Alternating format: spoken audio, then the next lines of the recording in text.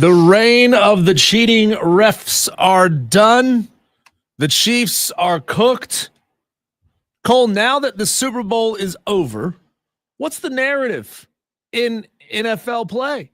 All off season, what are we going to be talking about when it comes to the NFL? We need narratives, right? It's a thread that you can follow over time instead of just saying, here's what I think right now, and tomorrow it changes to something completely different. Are the Eagles set up to be the next dynasty franchise? Are the Chiefs done? Is Patrick Mahomes wife gonna leave him because he can't win big games anymore? What are we gonna be talking about in the offseason? It's Wire to Wire with Diesel and Cole Bryson, you Tolos who have turned it on and are gonna leave it on for the entire show. Guess what? You have a chance to score a sweet trip to Las Vegas and $20,000 cash. We'll explain more about that a little bit later on in the show, or you can hit up the fanupstate.com right now and get all the info. But Cole, looking around, the teams that won their divisions have some major changes going on. Nobody is really unscathed this offseason. Yeah, what is Mike Greenberg going to do, right? What is Stephen A. Smith going to do? That's basically the question that you're asking. I say good. I say I'm glad there's not a narrative that surrounds us right now when you talk about the NFL. And you know what, Diesel? I don't know that that's necessarily a bad thing. Personally, I'd rather talk football than talk about these narratives, right? Because you and I talked about it last week. People in this world on planet Earth believe the NFL is scripted. They believe the NFL is rigged. I'd rather talk X's and O's. I'd rather talk football, so I'm not upset about it. However, it will be interesting to see what the narrative becomes, because what does the NFL stand for? Not for long. There's always something else, right? There's always something, a new story that comes along, and I'm looking forward to it. Are the Chiefs cooked? Are they done? I don't know but I do think it's going to be a fun offseason. I thought you were going to break into that 80s song, There's Always Something There to Remind Me. No, I mean, maybe the narrative. How's that go? There's always something there to remind me. Boom, is that on boom, Friends? Boom. No, that's a different song. It sounded like No. Friends is, oh God, who's that song. But does it not sound similar, though? No, it's not even remotely. Are you sure about that? No, we can't play them over the otherwise era. Otherwise, we're going to get a content strike. You're just going to have to take my word for it. I'll believe you. No, I think the answer, Cole, is the narrative is right now there is no narrative, and that's a good thing. The Eagles had a great season. The Chiefs had a pretty good season, right? They got to the Super Bowl when they didn't really have all their ducks in a row over the course of the season. Things didn't look particularly great for the Chiefs, but Cole, I mean, I think we're entering a season in which, at least on paper right now, we have the most parity in the NFL we've had in a long time. You can't automatically look at this thing and say, Chiefs are probably going to win it again next year. I mean, they're in a good spot to maybe get back and win this thing, because Cole, as I was doing my research and building up for this segment, I had kind of an idea in my mind that the Chiefs were cooked and they're not really even going to be a contender in this thing next year. But after doing all the things that I did and looking up all the things that I looked up, I think everybody else has now been so weakened that the Chiefs, being relatively unscathed, might still be the strongest team in the NFL going into the 2025 season. And I hate that's the conclusion that I came to. Well, you know what? It's valid, because even though yesterday we talked about some issues the Chiefs are facing, right, with the offensive line, and I don't necessarily think they need to make a move at running back, but there are some areas where the Chiefs need to improve in the offseason, Diesel. And I think receiver and I think offensive line are probably two areas. And I know Xavier Worthy as a rookie had a really good year, but Hopkins, he's old, he may retire. I will say, to your point, to your segment about what the narrative is now, I'm not so sure that the Chiefs are going to take a back seat. I'm not so sure of it, because at the end of the day, they still have Patrick Mahomes. Did he get exposed in a lot of ways on Sunday night, Diesel? Maybe so. I think that game came down to the Philadelphia pass rush and the offensive line, or the lack of offensive line for Kansas City. So Will there be a new dog? Will there be a new contender? Maybe so. Right now, Philadelphia, according to Vegas, is favored to win the Super Bowl next year at plus 600. Kansas City second at plus 700, with the Ravens also 700 and the Bills as well, Diesel. But I just think at the end of the day, as long as you have Patrick Mahomes as your quarterback, you've still got a shot. Well, the NFL is basically always one perpetual game of thrones, right? You have the king, who's been the Chiefs, who appear that they've been knocked down, appear that they are down and out, but it may not necessarily be the case, Cole, because some of the other big-time contenders, teams that won their divisions this year, have undergone massive changes. A lot of it is on the coaching side of things. There are some player changes in there as well, Cole. But looking around, look at the NFC. Detroit, they're cooked. They lost Ben Johnson to Chicago. They lost Aaron Glenn to the New York Jets. That's OC and DC gone, right? You can't help but think they're going to take a big-time step back. Sure, they've still got a lot of that roster in place. Anything could happen in the offseason. Moves could be made. But, Cole, when you lose your OC and DC, it's hard to believe that they're going to be back to where they were, playing at the same level they played, because they were doing such a great job at keeping Ben Johnson for a couple of years, even when he was a prime candidate in 2024 and in 2023. No, losing Kellen, not Kellen Moore, but Ben Johnson and Aaron Glenn, definitely it's going to impact the team. However, Diesel, I will say, if you're Detroit, maybe you look at what Philadelphia did. Maybe you look over there toward Philadelphia and say, okay, guess what?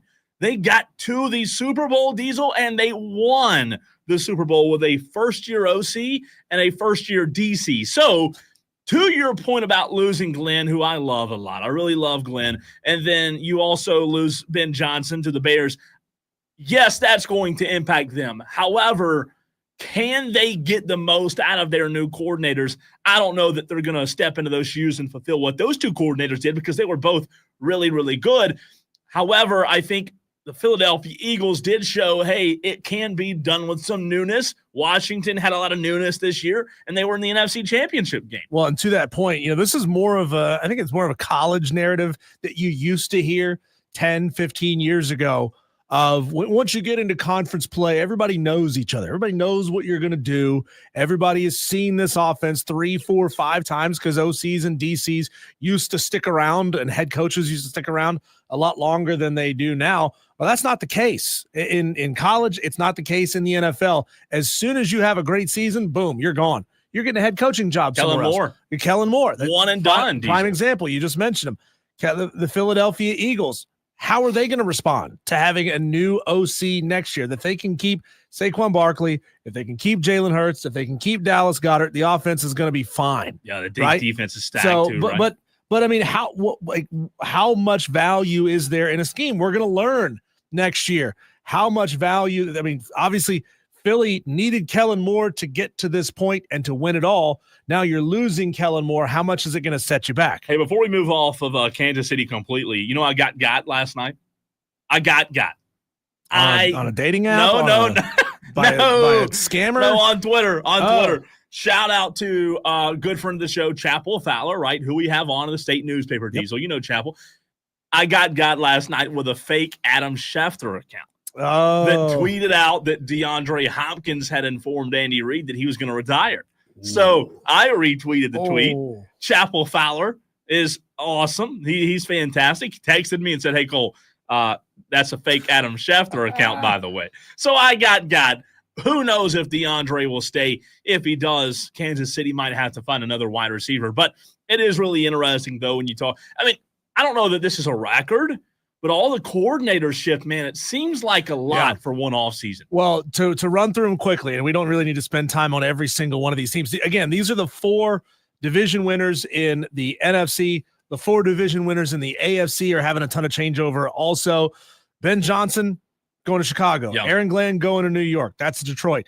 From Philly, Kellen Moore's going to New Orleans. From Tampa, Liam Cohen's going to Jacksonville. The LA Rams, as of right now, are still fairly unchanged with their coaching staff, but they've got a really old quarterback, and his number 1 target, Cooper Kupp, likely headed out of town. So the Rams very well could be a team to watch out of the NFC, simply because they haven't seen a ton of changeover in the coaching staff. But again, they have question marks with an old quarterback and now needing a new target number one for their quarterback.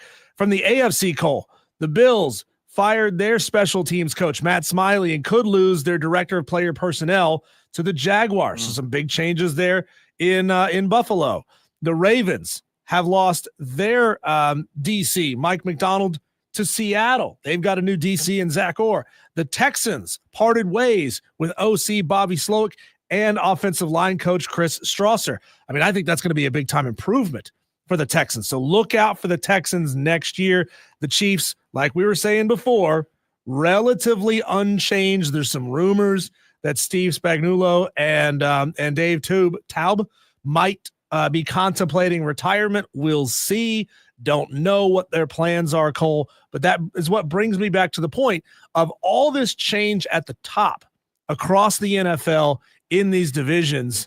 The Chiefs are one of the few that remain relatively unchanged. So if they can keep the band together for one more year, I feel like they got a really good shot to be really great again in 2025. And that's the one thing that stinks. You got all these teams who are like that close to being good, and then everybody splits and goes their own way. You know what I find interesting about Kansas City Diesel, and you bring up, the staff staying together for now, and maybe Kelsey staying for one more year, and Andy Reid saying that he was going to stay, and Steve Spagnuolo, who's a fantastic DC. He is up there in age. However, 65 years old. What I do find interesting is, man, like, I'm not saying everyone's replaceable.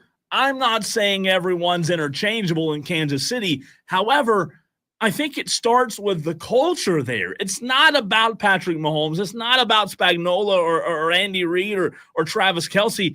That's what so many franchises are trying so hard to chase and recreate, is that culture they have. And again, I'm not saying clean house and everything will be okay, because those guys they have are super valuable. However, when you have a culture like Kansas City does, it's much easier to replace guys and interchange guys. And I think because of that, because of Mahomes and the culture that Andy Reid has kind of built in Kansas City, I think that they're one of the few teams in the NFL, Diesel, that kind of set at the top of the pedestal in terms of not untouchableness, if that's a word, but of, hey, if we lose a few guys, it's okay. We know what we have. We know what it takes. We're going to be okay. Well, yeah, when you're that good, you get your pick of the litter for coaches who are available, coaches who were great in one city, say, you know what, I feel like I'm a better coach than the situation I was in. Boom, all of a sudden an opportunity opens up in Kansas City. You get the job and you have the opportunity to shine. And most of the time, when you have a great organization around you, you got a great owner, you got a great GM, you got a great head coach, it's much easier to be successful. And even if you're not hitting everything at all cylinders, you got a head coach who can help you be more successful. Whereas if you're talking about a franchise like the Carolina Panthers, you take the job and you got a crap owner that you got to deal with. You got a GM who's just cutting his teeth. Now, Dan Morgan, I think, has done a pretty good job. So I'm not hating on Dan Morgan here. I'm just using that as an example. But, if you're when you're a good DC or OC or whatever position coach it is, the cream rises to the top. And that's why typically the same franchises end up being really good for a really long time. I just wonder what Dallas's excuse is, because they were that team who was able to hire the best of the best away from every other team. Yeah. But it hadn't really been the case over the last 20 years. We're irrelevant right now, so we're not going to talk about that. I will say this. I think there's a lot to be said for, like, championship DNA and having guys in the building who are culture builders like Mahomes, like Reid. I'm not saying that the Eagles are going to be around for the next 10 years. However, if I look across the NFL right now and all the coordinators that you talked about that may be leaving, all the guys that are first-year coordinators in the league, Diesel, I'll tell you this, I think I feel as good about Philadelphia and as good about Howie Roseman as I do any franchise because of what he did this season. I mean, Howie Roseman deserves so much credit. I mean, we're talking about maybe putting a guy as an executive in a Hall of Fame, Diesel, because of what he did in such a short amount of time. Nick Foles took him to a Super Bowl. They've just been so consistent. When I look at the landscape now of the NFL, of course the Chiefs are going to be there because of Patrick Mahomes, but I don't know. There's a feeling that I have that the NFC East, and again, not my Cowboys, even though I'm wearing a little Dak Prescott flavor today. I don't know that the NFC East is going to take a back seat anytime soon. If Washington continues to play like they have been, and Philly continues on the trajectory and continues to play and play 4 Super Bowls and maybe win Super Bowls, Dallas and New York are the two that have to get their you-know-what together. But I just see the NFC East right now as a division that maybe replicates the NFC North a few years ago with 2 teams that are really, really good. And again, I know the Lions, Kane's talking about the Lions, they'll be back. They have talent, but well, hang on. This is something I was hoping you would get to here. Kane says, keep on doubting the Lions. They'll be back though. Based on what, Kane? Based on what? Is it because you have a ton of faith in Dan Campbell? Is it because you have a ton of faith in Brad Holmes, 2024 NFL Executive of the Year? Explain why you think that. Otherwise, it's just a meaningless statement. You got to give us some reasoning behind it. Explain to us why you're still going to be there after losing your OC in DC. I think otherwise, just take off the silver tinted glasses and reveal your fan card. I think Detroit's interesting. I think their roster is good enough to be there. So do I. I don't know that. But coaching matters. Coaching does matter. The coordinators matter. Ben Johnson's really good. Can Ben Johnson fix Chicago? We don't know. The coordinators, they had 2 really good coordinators. I like Dan Campbell a lot, but we all know the best coaches in the world, Diesel, do what? They surround themselves with really good coaches. I don't know where I stand on Detroit in 2026. Their roster's uber talented. However, would I bet on them right now to go win a Super Bowl? I wouldn't. I still think the injuries cost them a lot this year, especially in the secondary, defensively. I just don't know that they have the dudes on the interior to get it done week in and week out in the postseason. Maybe I'm wrong, though. Dan Campbell, it's hard to bet against that. It'll be interesting, though. Reminder to you, Tolos, tomorrow night at 6:30, we're going to give way to Furman basketball. Dan Scott on the call. They'll be taking on Mercer at Bon Secours Wellness Arena. I'll be heading there as soon as this show is over. So I think, hitting the eject button at 6:30, Cole, I think I can get there by 7 o'clock for tip-off. Get where? Bon Secours. I said Timmons. That's you got to leave here. You got to get off Woodruff Road. You got to get downtown. You got to get parked and inside the arena in 30 minutes. Is this your first Furman game of the year? Yeah, I guess it is. You know what? I think you can do it if you drive like I do. Again, I don't want to be open book here for our highway patrol Tolos out there, because I'm sure there are a few of them. I think your car has a few more HPs than my Jeep does. See, Jeep's all about torque. It's not about high-end speed. I can get you off the line probably, at least with the motor. I don't know about with the gearing. But with the motor, I could get you off the line. They have Mercer, you said? Yeah, they got Mercer. Just under 500. I want to say there was something in the range of like 11 and 12. No, that'll be a good 13. game. That'll be a good game to go to. Furman will beat. Let me knock on. Furman will beat Mercer. Mercer's, like I said, a 500 in conference team. Furman should take care of business. That'll be fun. I have not seen Furman play this year. I go to a lot of Wofford games because, in Spartanburg, but I hadn't seen Furman this year. They do play March 1st, the very last game of the season, Diesel. This will be a fun one to go to. Furman at Wofford to end the season in Spartanburg. Saturday, March 1st at like 2:30. That'll be a good one. Bury this thought in the back of your mind, Cole. This will be the last time that Furman will travel to Richardson Indoor Arena and not have an equally as fantastic venue back home. I don't know about that. Next year, man. To listen to, like, Dan Scott told me he hasn't even been in the new arena to see the progress of the construction. That thing over there in Spartanburg, it's phenomenal. I get it, but Cole, you get inside, it's a beautiful palatial venue inside there at Richardson. But I'm wondering, man, how nice Timmons is going to be. They know. See, Furman knows that they can't, half-ass this thing. They know that they can spare no expense, because if they do, if it comes across looking cheap, people are going to say, it's still not Jerry Richardson Indoor Stadium. Yeah. I got to defend my Spartanburg. I got to, I'm the Spartanburg representative on the show. You're the Greenville representative. Look, we finally got us a baseball stadium, man. Don't come don't come hating on us quite yet. We us got rednecks Drive, over in Spartanburg. We got Spartanburgers. We got a brand new Timmons. You got Jerry Richardson Indoor. Yeah. It's amazing. I saw a video on TikTok this morning of the new Spartanburg Stadium. They put I tell you what, I think just made it. The field turf, still has a little bit of ways to go, but Diesel, the red scripted Spartanburg behind the backstop at the very top. Have you seen that yet? I am going on their Facebook page right now. It looks great, man. Was it on their Facebook page? Where was it?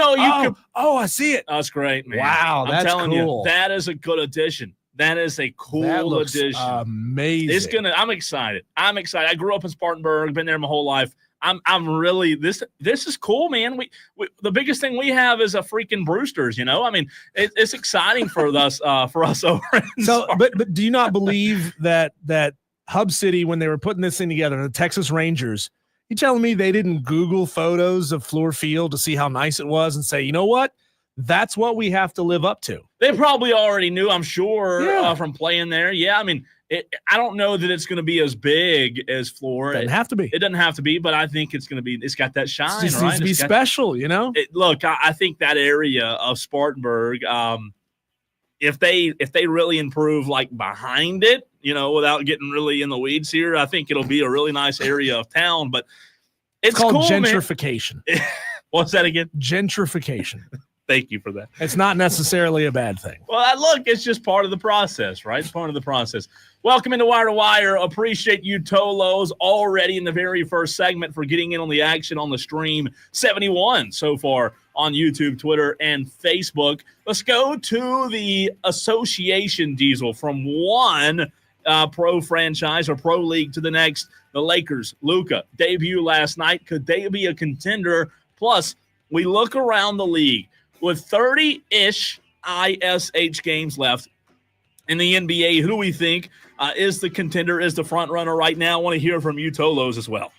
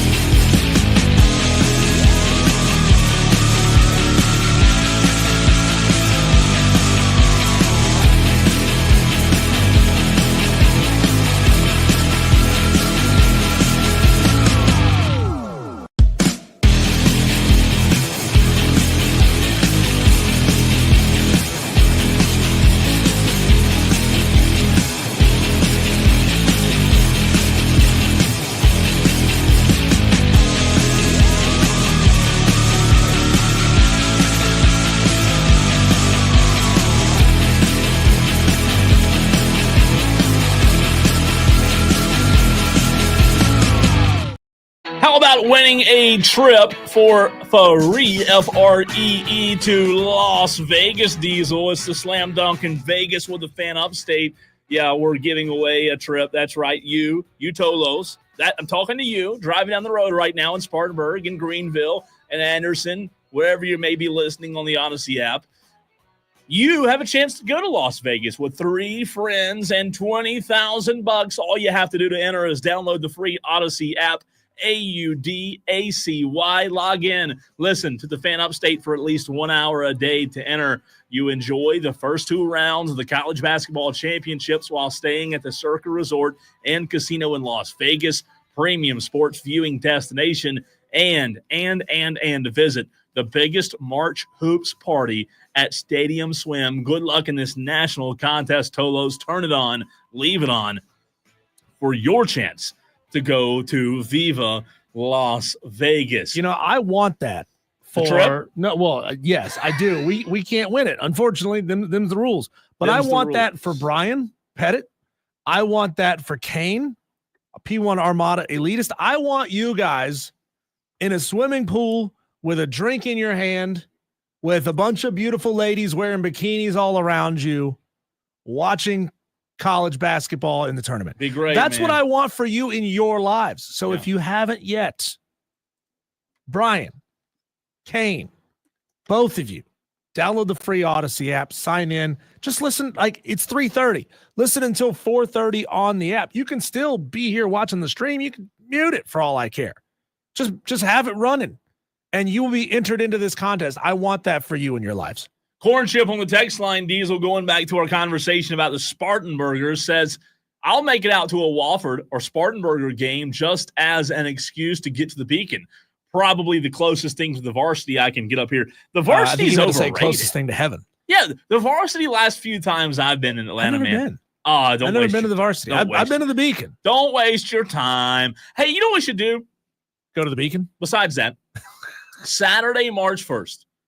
We've been talking about this a couple of weeks ago, in fact. We have not done, we're coming up on our 1 year on air. We hadn't done a true Tolo hang, right? Where we invite the Tolos out to come hang. We should do a Tolo hang, Wofford Furman, March 1st. Ooh. Little lunch before, Spartanburg somewhere downtown. Yeah. Go over to the Wofford Furman game. Tolo hang. What do you think, Tolos? Let us know on the stream. There's 76 in the stream right now. Also on the text line, 844-326-3663. Speaking of slam dunking in Vegas, Cole, how low do you think someone would have to adjust one of those 10-foot rims for you to actually be able to dunk it? What height of goal do you think you could dunk on? Size of that, or the height of that TV, probably. I mean, this can't is what we need to do. Mike Man can't jump. We know, Cole, can you take your headset off for just a second? I want you to come over here and behind me. I'll slide out of the way. I just want to see if you can actually touch the ceiling. All right, I can touch the ceiling. Ready? Oh God! What did you do? Okay, go back behind your console. We'll fix that later. What did you do? We broke it. Look at that. I honestly didn't broke the ceiling. I honestly didn't think you could get off. Did we break it? No, you just tilted it. It's fine. We'll fix it later. God. That's what happens when you doubt short white people. So that is what happens. And you can see it on the stream too on your camera. So that's that's probably obviously a 15-foot high ceiling. You could totally dunk it on a 10-foot goal. Yeah, I mean, I literally touched the water pipes up there just now. Now I'm. Are you okay? I'm out of breath. Is your Achilles going to be okay? Water. Let me get some water. I need a water break. We got a commercial break. I genuinely didn't think you were going to get that high. Oh. Well, now we have a broken ceiling top. You realize that Steve, our boss's office, is directly below the studio, right? He's going to hear that. He's going to come bursting up here. What the hell is going on? He's probably not here. Bosses don't show up to work. He's probably not here. Welcome to the stream, James. First time what's up? We've had you. He was in yesterday. Was he? Okay. I recognize the Jalen Hurts. What's up, James? Welcome Kane back. says the folks downstairs will not be happy. Thanks, Kane. Appreciate that. Texter from the 696 says, meet at Freight Yard for Tolo Hang. Have you been to the Freight Yard, by the way? No. Oh, it's great. I don't know about the Freight Yard. It's great. Let's go. Big TV. Okay. One big TV. It's great. You know what, Texter, you might be onto something there. What do y'all, if we have enough Tolos that commit to it, I think it's a good idea. Tolo Hang, Walford Furman, go watch a little basketball. We're playing basketball. I love that song, man. That's such a good song. It's good. Dewey on the text line says Cole is going to get fired for destruction of company property. Yeah, it could be. Could be. It's Diesel's fault. He made me do it. I didn't have anything to do with it. We just had the engineer in here earlier, explaining why some certain things that we want to do in the studio can't be done. And like, I want Cole to email him and say, "Hey, do you have another ceiling panel? Because I broke a ceiling." Maybe that ceiling panel being out, Diesel, will not make it 109 degrees in the studio anymore. Maybe it'll, let some air in. Get the AC set to 65, yet somehow it's 74 degrees in here. Where do we go? How do we get off the rails? Lakers. Welcome into sports, football, basketball, something. He's Diesel. I'm Cole Bryson. Good to be with you on this Tuesday. It's a rainy, dreary Tuesday, but we are here as we are every single day. Luka Laker debut, LLD last night. Diesel Lakers win 132-113 to the Jazz. Luka made me stay up. What'd Jeff say? Jeff on the Facebook stream. Cole jumped about 6 inches. Well, that's impressive. Yeah, you'd know Jeff. about 6 inches, wouldn't you, Jeff? That's impressive. Let it be. Hey, let's celebrate it. Do you know last night and this morning, I woke up later, much, much later than I normally do today, because I stayed up and watched the Lakers last night. The game didn't start until 10:30. It was midnight. It was this morning, Diesel, before it ended.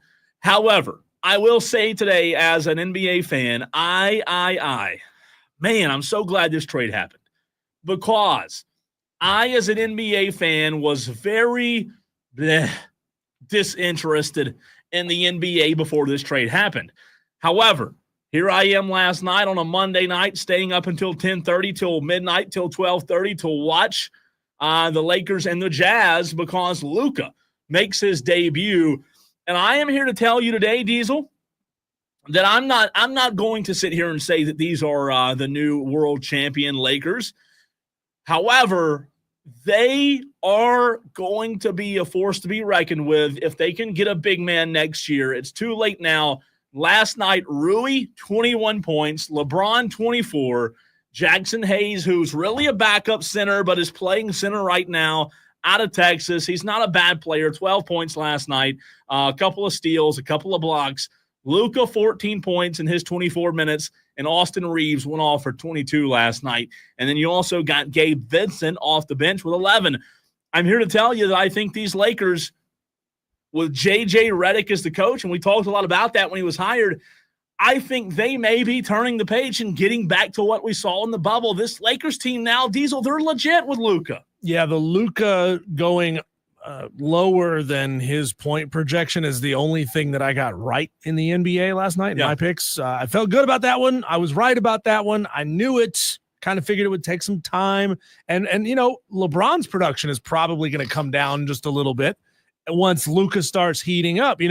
Hopefully, ideally, you'd have a situation where if LeBron is scoring 35, Luka's fine scoring 20, and vice versa. If Luka's hot, he can go out there and put up a 35 spot. LeBron can score 20. That's how you win a lot of games, when you have two superstars who could give you a night in, night out crazy performance. I was worried about that a little bit last night going into the game, Diesel, with Austin Reeves being a guy who likes to bring the ball up the court, LeBron the same way.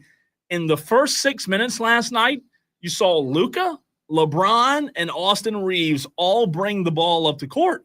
Now, they're going to have some issues defensively in the Western Conference as the playoffs arrive. Right now, I think they're fourth in the Western Conference, behind Denver, Memphis, and Oklahoma City, who are really good teams. Two of those three teams have a big man that I think is going to cause a lot of problems for LA. Oklahoma City's so good. Denver, Nikola, Jackson Hayes isn't the guy that's going to be able to kind of neutralize Jokic in a way, in my opinion, or Oklahoma City.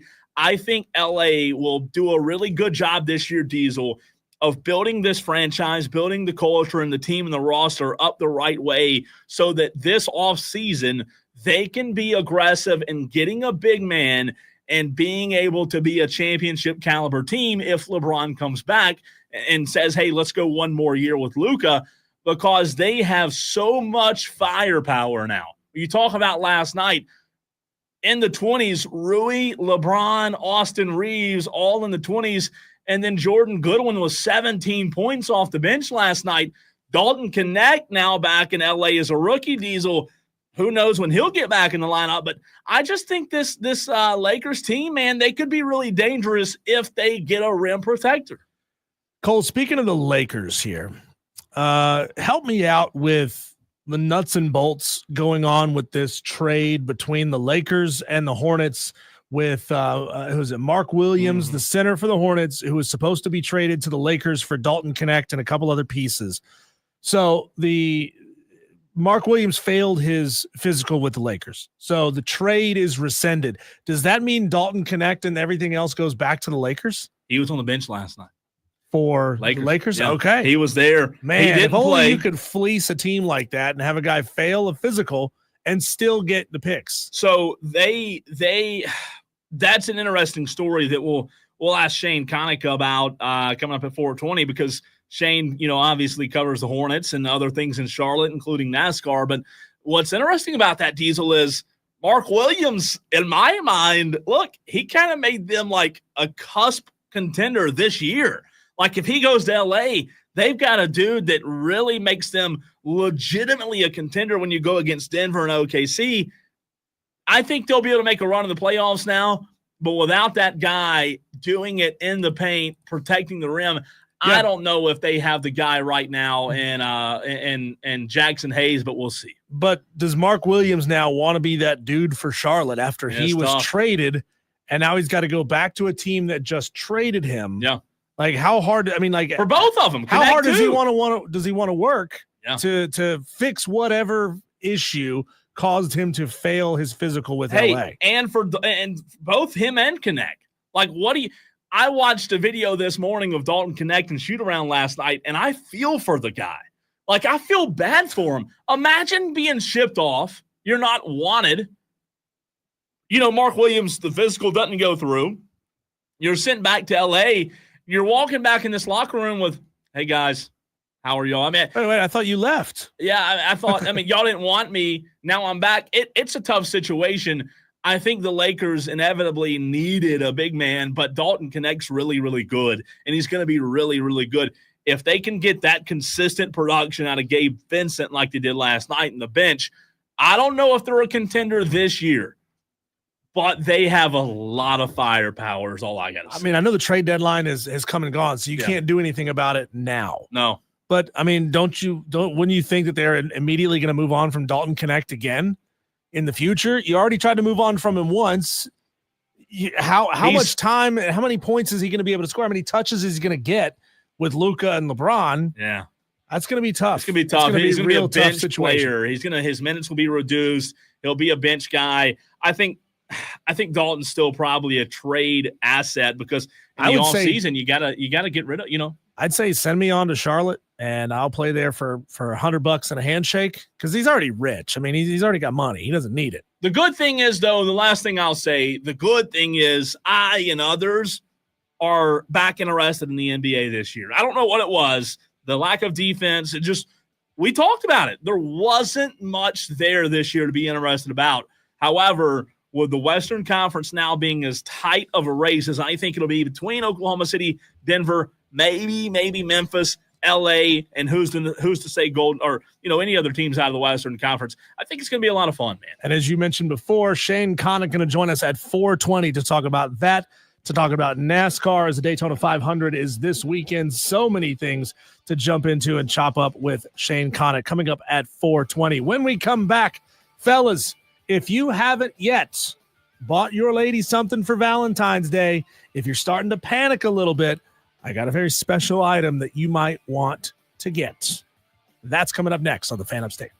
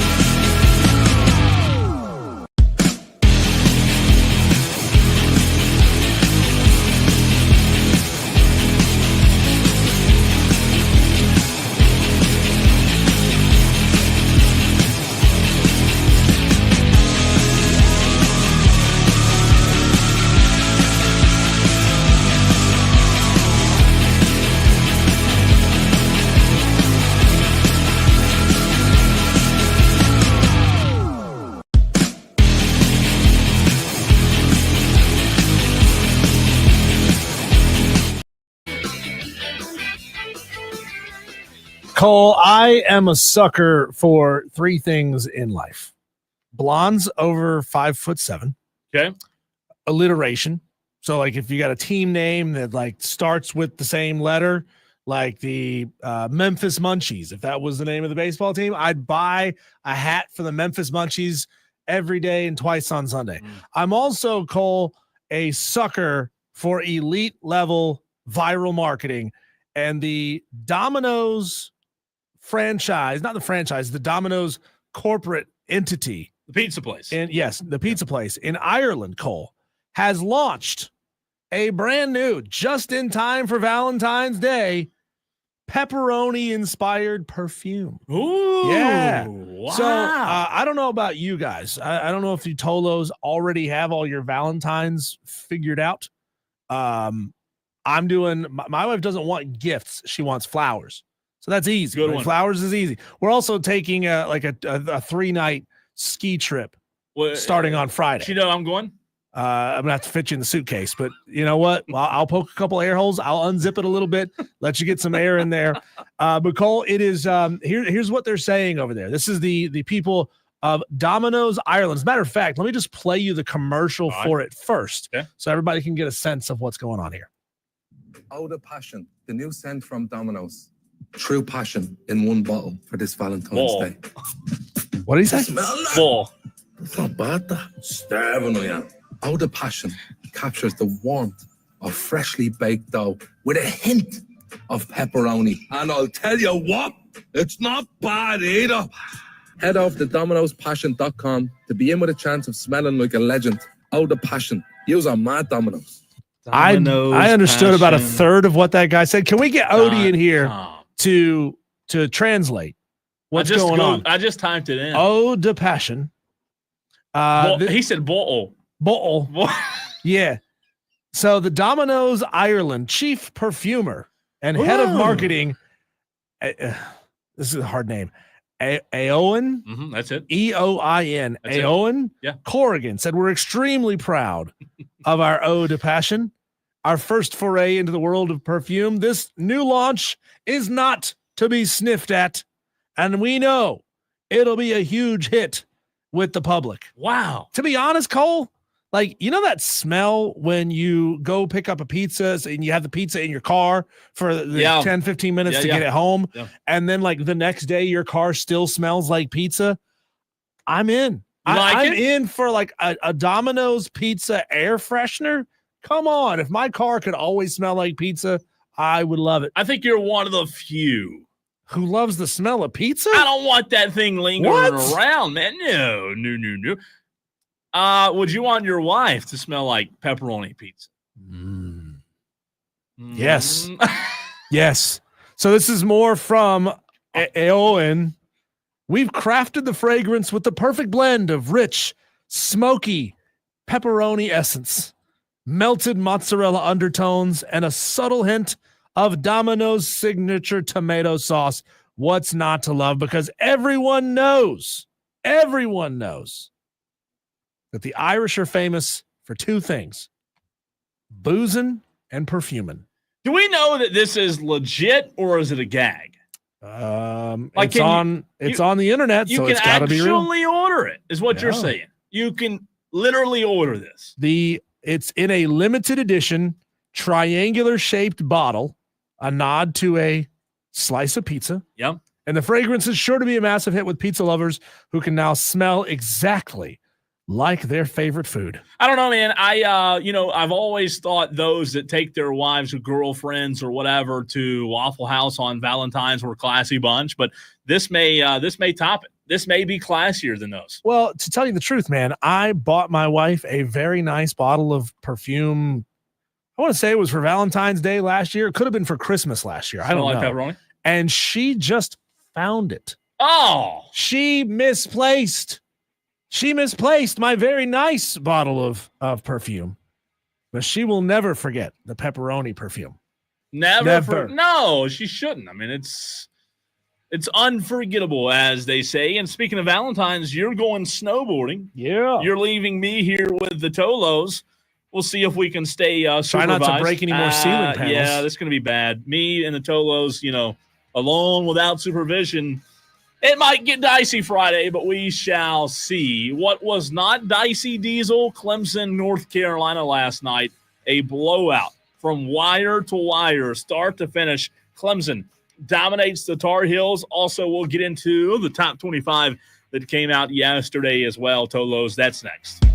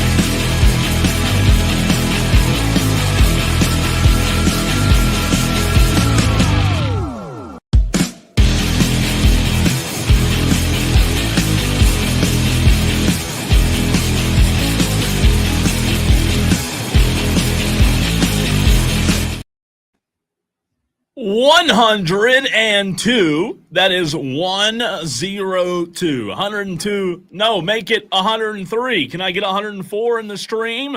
103 Tolos right now in the stream. Twitter, Facebook, YouTube. Not only can you listen to Wire to Wire on 97.1 Spartanburg, Diesel 97.7 Greenville. You can listen anywhere on the Audacy app, AUDACY, but you can watch the show. You can see Diesel's beautiful face, my beautiful face on Twitter, Facebook, YouTube, every single day from 3 to 7 p.m. right here in the upstate of South Carolina. So good to be with you. Welcome into Wire to Wire. He is Diesel. I'm Cole Bryson on this doom and gloom Tuesday, but there's no doom and gloom here. There's no doom and gloom regardless of what the weather is. Not on this station. Other stations out there, maybe so. Maybe they just are blah. We're not that way. We're energetic. We're fired up. Diesel Clemson with a big win last night over UNC in a span of 3 days. Clemson defeated North Carolina and Duke, and what a season for the Tigers as they now have defeated Kentucky, Duke, and North Carolina all in the same season, a feat that has not been done since Maryland in 2001 and 2002. And add on to that, Clemson's 85-65 win over North Carolina matches the Tigers' largest margin of victory against UNC, tying the 20-point win over UNC in 1976. Diesel, this also marks the first time Clemson will finish a regular season 4-0 versus Tobacco Road in the regular season. Do the Tigers own the state of North Carolina? Yeah, they clearly do. They've planted the flag. You're not coming onto our mountain. You're not taking it away. Clemson deserves a lot of credit for the way they played against the typical powers. Now, only one of them is still a power. I mean, let's be real. Wake is not what they once were. Yeah. NC State is not what they once were. North Carolina is not what they once were. Cole, you look at the remaining schedule for the Clemson Tigers. They only play one team down the stretch that has a winning record. That's going to be on the road at SMU. Crazy how SMU can join the conference at exactly the right time, be great in football, and be really good in basketball as well. Yeah. I bet you they didn't have that on their bingo cards, being good at both major sports in their first year. But outside of that, Cole, Clemson's going to be facing basically themselves down the stretch. Can they live up to their hype? Can they keep it together and not drop another one? Because, Cole, I'm sure you do as well, and a lot of our Tolos, have accounts with ESPN. I was getting pop-ups this morning saying Clemson is becoming a bubble team for a tournament lock. So no matter what they do going down the stretch, they'll be locked into the NCAA tournament. I don't want Brad Brownell's team to get high on their own supply and to be feeling themselves a little bit too much and, I don't know, drop one to Florida State, which you should not do. No, you shouldn't. You shouldn't do that. You shouldn't drop one to Georgia Tech, but things happen, right? It's basketball. You never know. Brad Brownell last night, though, this audio courtesy of Chapel Fowler of the state newspaper, spoke about the top 25 rankings, which we'll get into in just a second. It's good for the program. I mean, it's just good for the PR and all those kinds of things. I'm sure the guys enjoy that, but I don't think we all lose a lot of sleep over whether we're, getting votes and on it, in it. We certainly want to be in it because that means we're playing well and we're winning. And, we want to rise in the rankings because that means we're going to continue to win games. But, at the end of the day, I think we keep trying to get better, play good basketball, obviously putting ourselves in a position to have a chance maybe to do something special. And, so they certainly are aware of things like that, but I don't think we waste a lot of time on it. Diesel, the Duke win was impressive by itself, right? But I'll tell you this, man, the way they responded on a short turnaround, and I know North Carolina had a short turnaround too, but the way Clemson responded on a short turnaround after beating Duke in you and I talked about it last night, that game was never close. No. They mollywopped North Carolina. No, North Carolina got a 1-point lead kind of midway through the first half. Yeah. And then Clemson turned it on. The defense went lockdown. I mean, North Carolina could not do anything against Clemson's zone. They just put the clamps down. And you and I yesterday, who did we talk about a lot? We talked about for Clemson, Victor Locken. Well, what did he do last night? Did he show up? Did he was he consistent? Yeah. He drained 4 threes in the first half. 22 points for Victor Locken, 9 of 16 from the field. You mentioned the threes, Diesel. How about 4 of 5 for Victor Locken last night? 3 defensive rebounds, 3 offensive rebounds, 5 blocks. 5 blocks. That's incredible. Victor Locken last night. And I know Chase Hunter was good, as he always is, but Victor Locken, we literally talked about it yesterday with him kind of heating up. Diesel, this team, what did they do last year that made them dangerous? They squeezed that orange and got the most out of P.J. Hall down the stretch. And P.J. Hall, yeah, they were talented last year, but in my mind, P.J. Hall is what really elevated them to have that run in the postseason. Victor Locken's, he's ringing the bell, man. He's answering the call. They're dangerous right now. Well, in Clemson last night, they played a lot of guys off the bench. I mean, that makes sense considering they had a short turnaround after a big emotional win against Duke. They played, trying to do the count here, 2, 4, 6, 8, 10, 12 guys, 2, 4, 6, 8, 10 guys, 10 guys off the bench. Jake Heidbritter got some significant minutes, 17 minutes for him. Chauncey Wiggins put up 16 minutes and 9 points. I mean, he was a monster coming off the bench. I keep harping on this every time we talk about it. Clemson's bench needs to get some more production. 9 points for Chauncey Wiggins, absolutely fantastic. But if you're going to be putting Jake Heidbritter in there for 17 minutes, he's got to give you more than 4 points, especially when they talk about him on the broadcast as being an elite 3-point shooter. He was not in any way, shape, or form. They got to get Reeves involved. They got to get a lot of guys going out there. I mean, if they can get 2 or 3 or 4 guys to put up 6, 7, 8 points off the bench, they're going to be tough to beat. But as of right now, they are a starting 5 rotation. They're going to have to get everything for you because the bench is not doing a ton. Tell me if this concerns you, Diesel. Tell me if this concerns you, Tolos, as a Clemson fan out there. I will tell you, to your point and comment just now about the bench, I don't think they're going to. I don't think they're going to ever get production. I'm saying I don't think, what do they say, X's and O's are great, but you got to have the Jimmies and Joes. No disrespect. I don't know that this team's built to have that kind of bench production, right? I don't know that they have the dudes off the bench. And no disrespect to Christian Reeves and that cast of characters, but that's what makes this team interesting going down the stretch and entering the tournament, Diesel, is when they get the production out of their 5 and 6, they're incredible.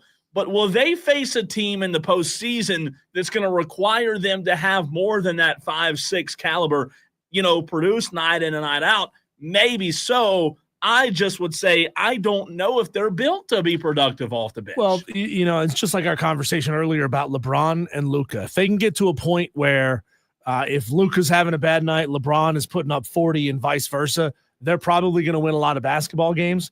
And the same could be said for this Clemson team. I mean, Victor Locken putting up his 22. That's huge. He's so good. You compare that to a guy like Ian Shefflin, who a lot of times will score a lot of points for you. He only picked up 5 last night, but he was killer rebounding the ball. He had 10 rebounds last night. Dylan Hunter, he only scored 6 points. But when you get such consistent, high-scoring, Chase Hunter 19, Jaden Zachary 16, Victor Locken 22, and then you split it around the other guys. Again, Chauncey Wiggins coming off the bench scored 9. That's big for Clemson. When you get multiple guys who can score, it changes a defensive scheme. It almost forces them into playing a zone. So now you know what they're going to have to do against you, and you can prepare for playing against the zone. Otherwise, they can't just stick somebody on you and shut you down. Shout out to Tolo Daredevil, who just texted me and sent a picture of him and his wife at the game last night. He said, we were at the game last night. Shout out to Daredevil. Appreciate you listening. I don't know, when you look at the top 25, and in case you missed it yesterday, Diesel, Clemson, before the North Carolina win, entered the top 25. Now 23 in the country, out of the ACC, not many teams in the ACC in the top 25, and by not many, I mean none. Duke and Clemson. Duke and Clemson, that's it. There are no other ACC teams in the top 25. In case you missed it, Auburn didn't move, even after the loss. They have Vanderbilt tonight at 7 o'clock. They should take care of Vandy, but Vandy's not a bad team. Auburn 1, Bama 2, Florida 3, Duke fell 1 spot, Diesel, Tennessee 5, Houston 6, Purdue 7, A&M, St. John's, and Iowa State. That rounds out the top 10. If you right now, I want to ask this question to you, Diesel, as well as the Tolos out there. We talk about locks all the time. You are an underdog now and doing a little sports gambling, and people who gamble on sports, we throw that term around, locks, right? Locks. What's your lock tonight? Who would you say right now, and I'm not asking you to name all 8, but let's fast forward. Today's the 11th of February. If you were to fast forward to March, Diesel, 1 month from today, and look at the Elite 8 when we find our final 8 teams, who would you, Diesel, Tolos as well, I want to hear from you, 844 fan phone. It's time for all of you Tolos to start paying attention to college basketball. 844-326-3663. Also on the stream, MD75, Kane, and a few others. 142 right now on the stream, Facebook, Twitter, and YouTube. Who would you say are a few teams that you would feel like are locks to make the Elite 8? Auburn is one. Auburn's one. Duke, really, really good team. Houston, probably 1, if not 2, of Duke, Florida, Alabama. I'd put them in Florida's there. Florida. That's what I'm saying. How many SEC teams? Is it going to be an elite SEC 8? Yeah. I mean, that's a good question, right? How many of the Elite 8, Diesel, do you – I mean, right now in the top 10 of the SEC, you have Auburn, Bama, Florida, Tennessee, A&M. That's 5. 5 of the top 10 are SEC teams. Obviously, St. John's out of the Big East is a really interesting team right now. They're 21-3. But I do think, to your point, when you talk about the Elite 8, it is going to be, if there are 8 teams in it, I think, is it too far-fetched to say 5 of 8 will be SEC teams? Is that too far?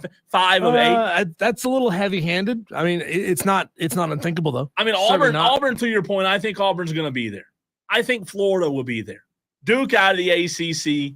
Tennessee's really good. You mentioned Houston. They're really good as well. Maybe not 5. I think the over-under, if it were set at 4.5, would be interesting of SEC teams to make the final or the Elite 8, Diesel.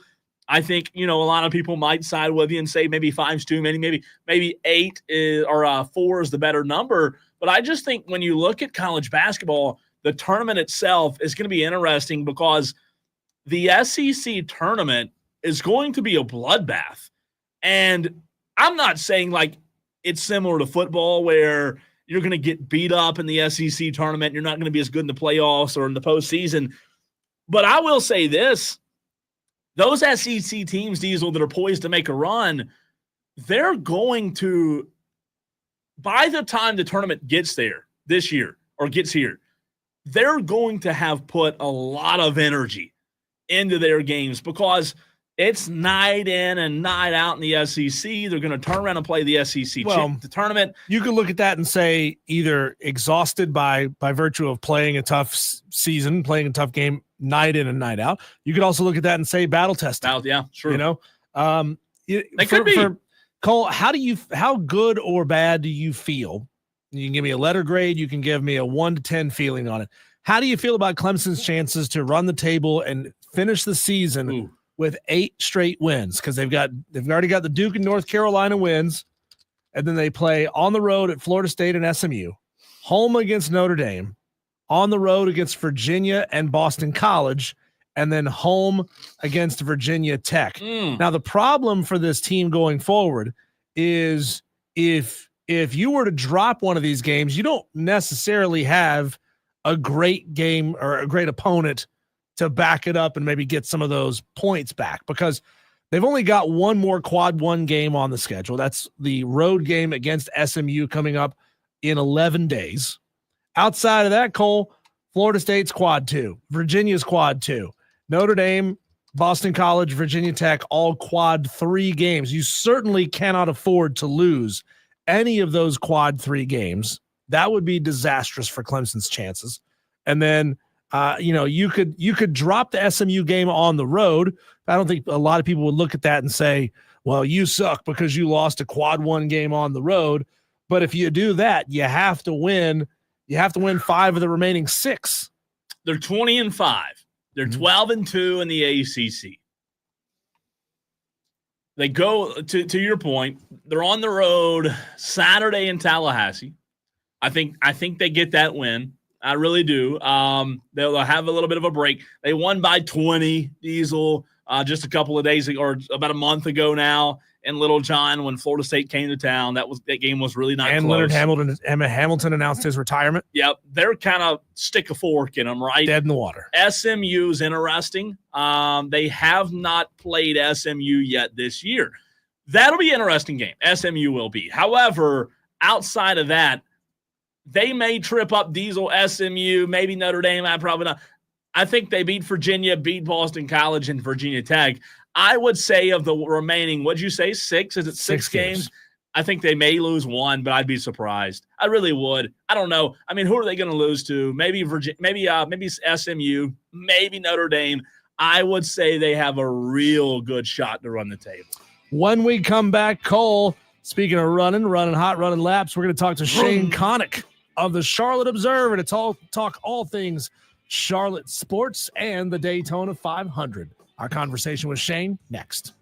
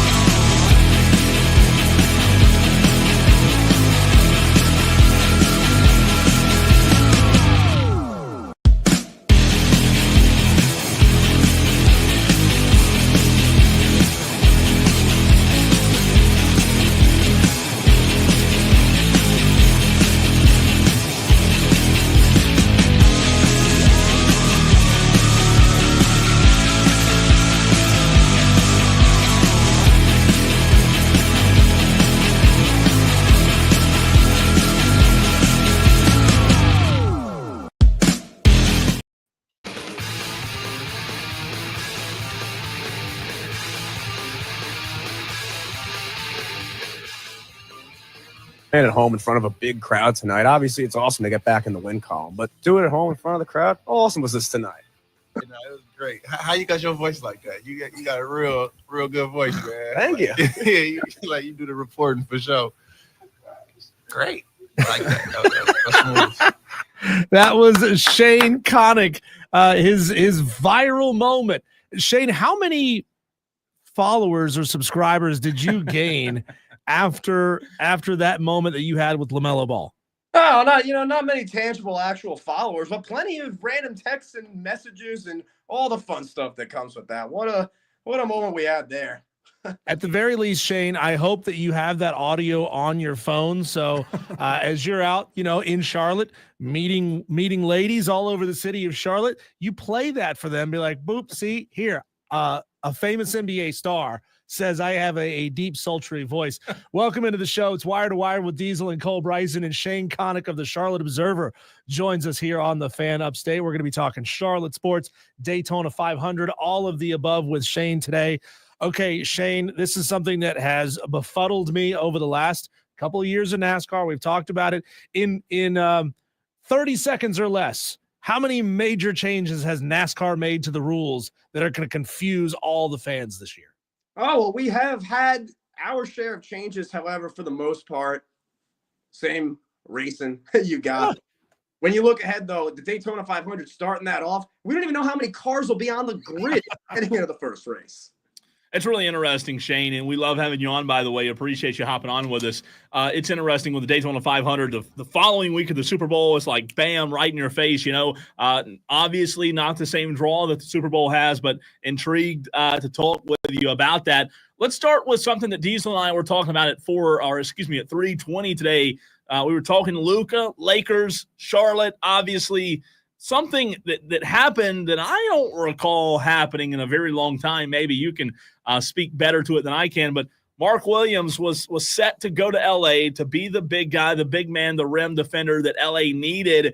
And all of a sudden, Dalton Knecht was coming to Charlotte, a really cool, intriguing piece for Hornets fans, Shane. However, that didn't happen after the trade went through. Talk about that. And I know that the Hornets now are kind of disputing it. What's the latest that you're hearing on that? Well, the other team aggressively pursued Mark. The other team just wanted him. And the Charlotte Hornets ended up, after they brought in Dalton Knecht, they brought in Cam Reddish, they got a pick swap with the Los Angeles Lakers. It was rescinded. Dalton Knecht had gotten here to Charlotte, had been with these Hornets. When you have these trades that it seems to have fallen through, by the time Mark Williams apparently had that failed physical, for all intents and purposes, the deal had been done. So a really unique situation, unprecedented there, as that trade would appear that Mark Williams will remain in the Hornets core 4. Yeah, Shane, it just concerns me, and it would feel like such a Charlotte Hornets thing to do. And this is not blame to the organization, just something that happens to the Charlotte Hornets. It's like coming in second in the year in the lottery that Victor Wembanyama is available. If Dalton Knecht either has a phenomenal back half of the season for the Lakers, gets traded somewhere else, and has a phenomenal season and career somewhere else, a couple of years down the line, we could be looking at this and saying, come on, Mark Williams, if only you could have passed a physical, that guy could have been a Charlotte Hornet. We won't know for years to come on that one. Cole there was talking about drawing eyeballs here, and I want to steer you back over towards NASCAR. Is ESPN doing any favors to NASCAR when it comes to pulling a mainstream sports audience to watching the sport? I mean, can you speak to the relationship? And I know that NASCAR has been embedded with Fox for a very long time, but there seems to be an utter lack of a relationship between ESPN, the biggest sports platform in the world, and NASCAR. ESPN has its contract with Formula One racing right now, so obviously that is what it's really pushing among the motorsports. That being said, you saw a lot of NASCAR be promoted throughout the season at various points, but you'd notice it really comes even if Jimmy Johnson qualifies a certain way at Daytona this coming week. That'll be something, because they know that would appeal to a lot of the national audience that's known Jimmy Johnson for so long. And none of these current Cup guys, even someone with the stardom of Chase Elliott, just have that kind of power that ESPN would look at them as somebody outside of being a NASCAR guy that the NASCAR audience would know and recognize, where you have some of the older names that appeal to that mainstream audience. And that is clearly how ESPN sees it. But something that's good that's going on this year with Fox is that Fox Sports is now the home of IndyCar as well as NASCAR. And it's had some good ads, including with Tom Brady in them, along with Joey Logano. You've had Joseph Newgarden. And it's kind of promoted motorsports themselves, the NASCAR guys alongside the IndyCar guys. And something that I think really could continue is the Indy 500 and Kyle Larson trying to do the double again, bringing motorsports together and then bringing that to that mainstream Fox TV audience. I think is kind of the direction we're going toward there.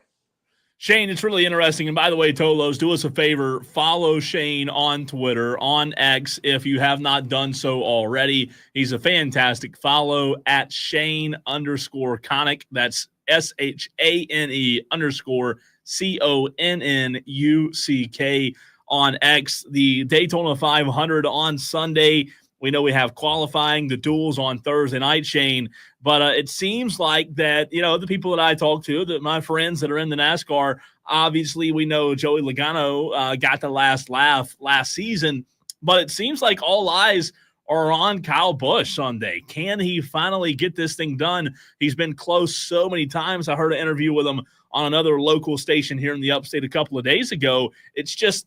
It's got to be frustrating for a driver like him who's been successful so long and at so many different places. Is he, in your mind, the favorite to get it done Sunday, or are you kind of eyeing someone else? I'm eyeing somebody else, but this is the year that Kyle Busch returns to victory lane. If it's not happening at the Daytona 500 after Kyle Busch took the white flag at Daytona the last time we were there, it's happening sometime early this season. That said, because he was that close at Daytona the last time we were there, there's no reason to think that this isn't the time that the number 8 back with Randall Burnett can find its way back to victory lane. Shane, it's just up the road from you. I don't know if you've had a chance to go check it out or if they even let the public in to see what's going on over there at the Hendrick Motorsports Hexagon Metrology Lab. What the heck is this thing? I've read up a little bit, but I want you to enlighten the audience on this. Is it a technology that only Hendrick teams can use? Could you see it making its way into something that all teams have available to it? And what will it actually mean on the track? Unfortunately, I wasn't able to make it over when Hendrick was unveiling that recently last week. But this is the kind of innovation that all these teams are looking to do. And Hendrick, with the biggest shop, the biggest 4 Cup Series teams, as large as any team in the series, this Hendrick Motorsports comes up with different innovations like that, and as even NASCAR moving in a different direction with electric cars that it's starting to have out, is starting to have it on the pace car coming up soon. A lot is going on, and Hendrick Motorsports at the center of it. Shane, what did you make of the clash a couple of weeks ago at the Coliseum? I know that was it seemed like a race in slow motion as I watched it. Newsflash, it wasn't in slow motion. It was in real time.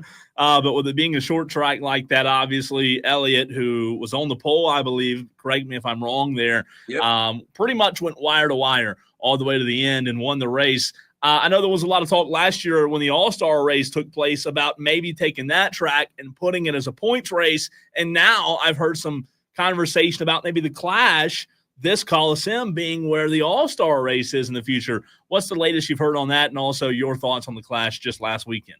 I think for now, the Clash will be going back to Bowman Gray Stadium. As exciting as the atmosphere that you have there every week of the summer with those weekly races, Winston-Salem State football every Saturday during the fall, they pack that venue. And I don't think it was more packed than it was for the Clash last week, about 20,000 pushing with standing room only. And I think at this point, with NASCAR managing the racing operations at that track through 2050, that could be the home of the Clash for a while. Continuing to have the All-Star race at North Wilkesboro, bringing Xfinity Series and trucks back to Rockingham Speedway. NASCAR is finding ways to revitalize these tracks. And when you have something like the Clash that you were able to bring to the Los Angeles market, having a venue like the LA Coliseum the past few years, to now bring those 20,000 people in the heart of racing country, a great venue for a great preseason event in the Clash.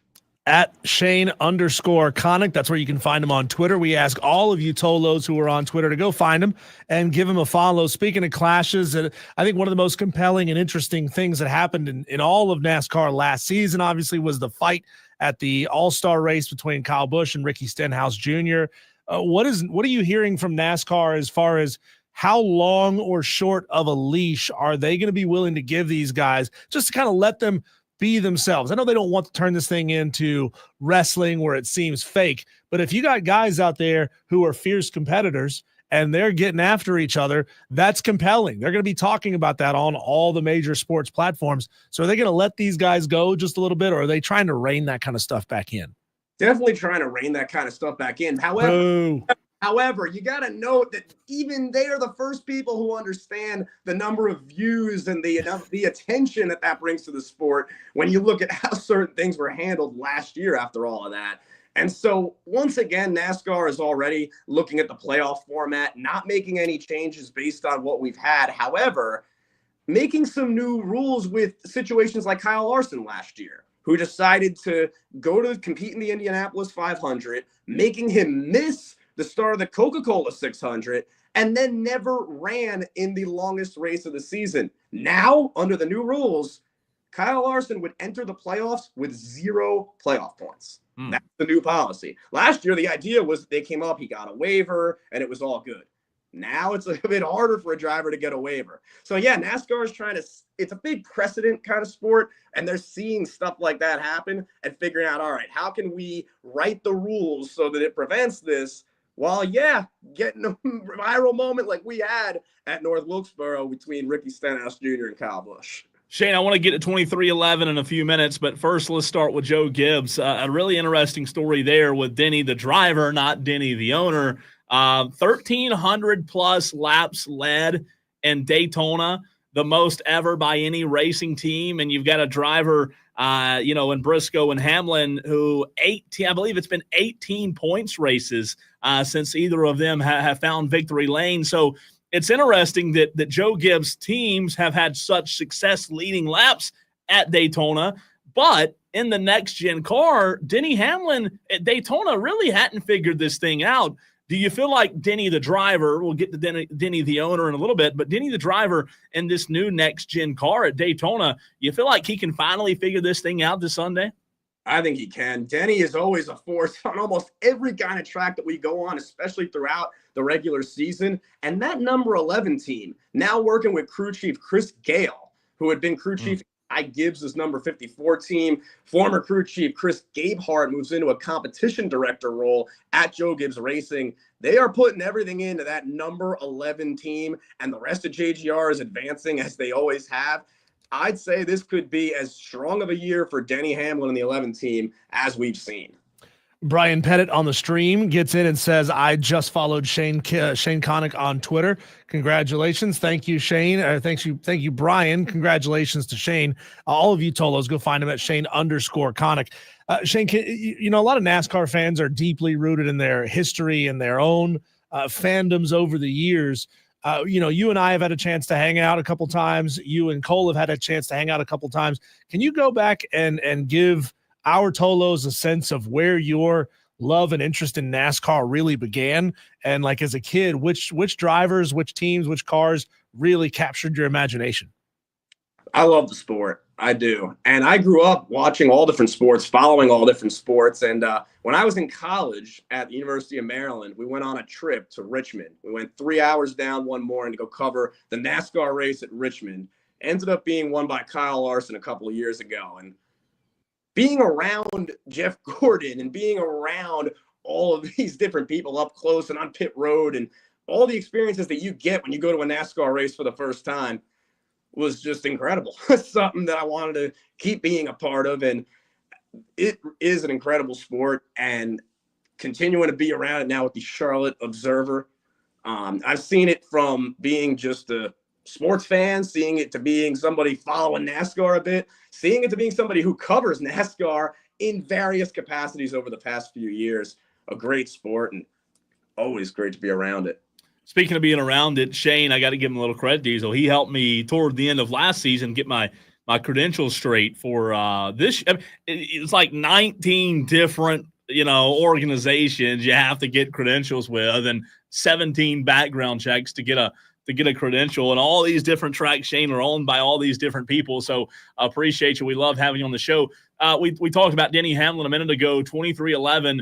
Bubba Wallace and Tyler Reddick were really good at the Clash. However, Tyler Reddick hasn't really been good in Daytona. I know there are a lot of people who do believe that Bubba top 5 might be, a lot of people bet top 5s and or top 10 finishes, that Bubba might be a good bet there. Reddick probably has to answer the bell more than Bubba does with 23-11 Racing. Plus, they bring on their third driver this year and a rookie, and Riley Hurst. Talk about 23-11 Racing Sunday at the Daytona 500, and if in your mind Bubba has a legitimate shot to go and get this thing done on Sunday.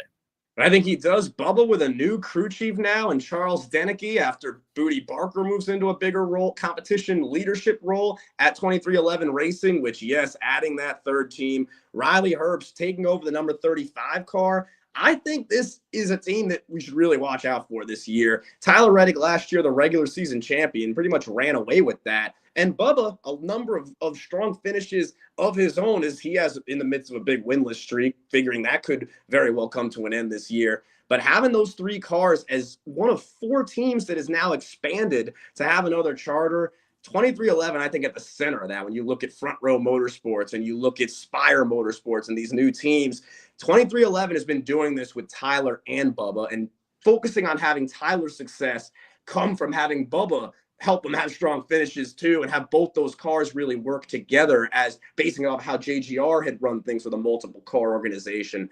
23-11 could be a big year for them, especially starting here at Daytona. Shane, just an open-ended question here for you. Is there another storyline or 2 or 3 that you're kind of really fascinated by? We talked about Hendrick. You just talked about 23-11. Is there anything else that really has captured your attention and saying that could be something worth following over the course of this season?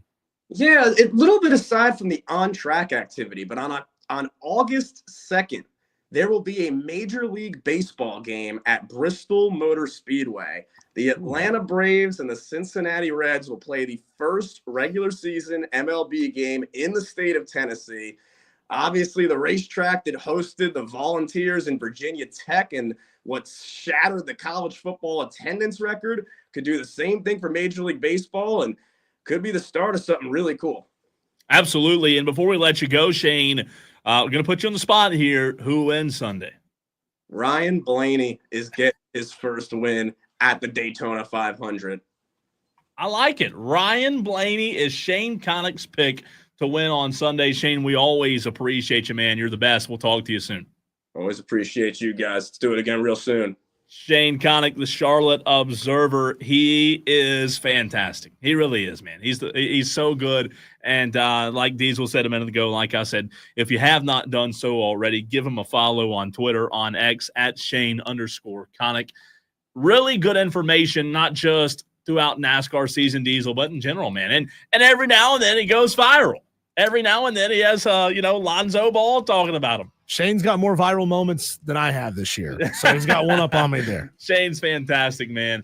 Limestone University here locally doing a push for their athletics. We talk a lot of local college flavor on the Fan Upstate. I'll be over at Limestone tomorrow as they're having a big ceremony for a new fundraiser going on at Limestone. Haley Martin, the AD, I talked to her yesterday evening about what's going on.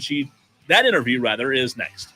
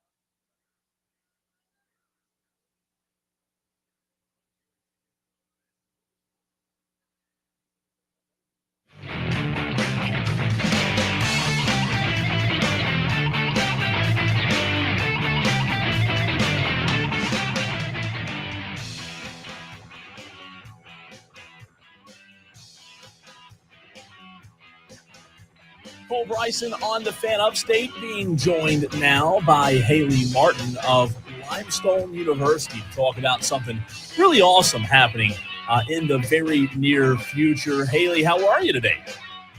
I'm doing fantastic, Cole. How are you tonight? Thank you for having us on. As always, supporting Limestone Athletics. We certainly appreciate it. Absolutely. Anything we can do to promote you guys, promote the university, and continue to spread the word about what you guys have going on.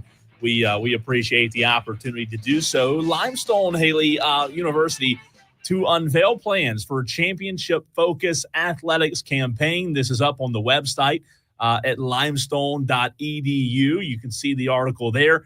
Want to give the floor to you, Haley, and let you talk about this before we get into the weeds of what you guys have coming up.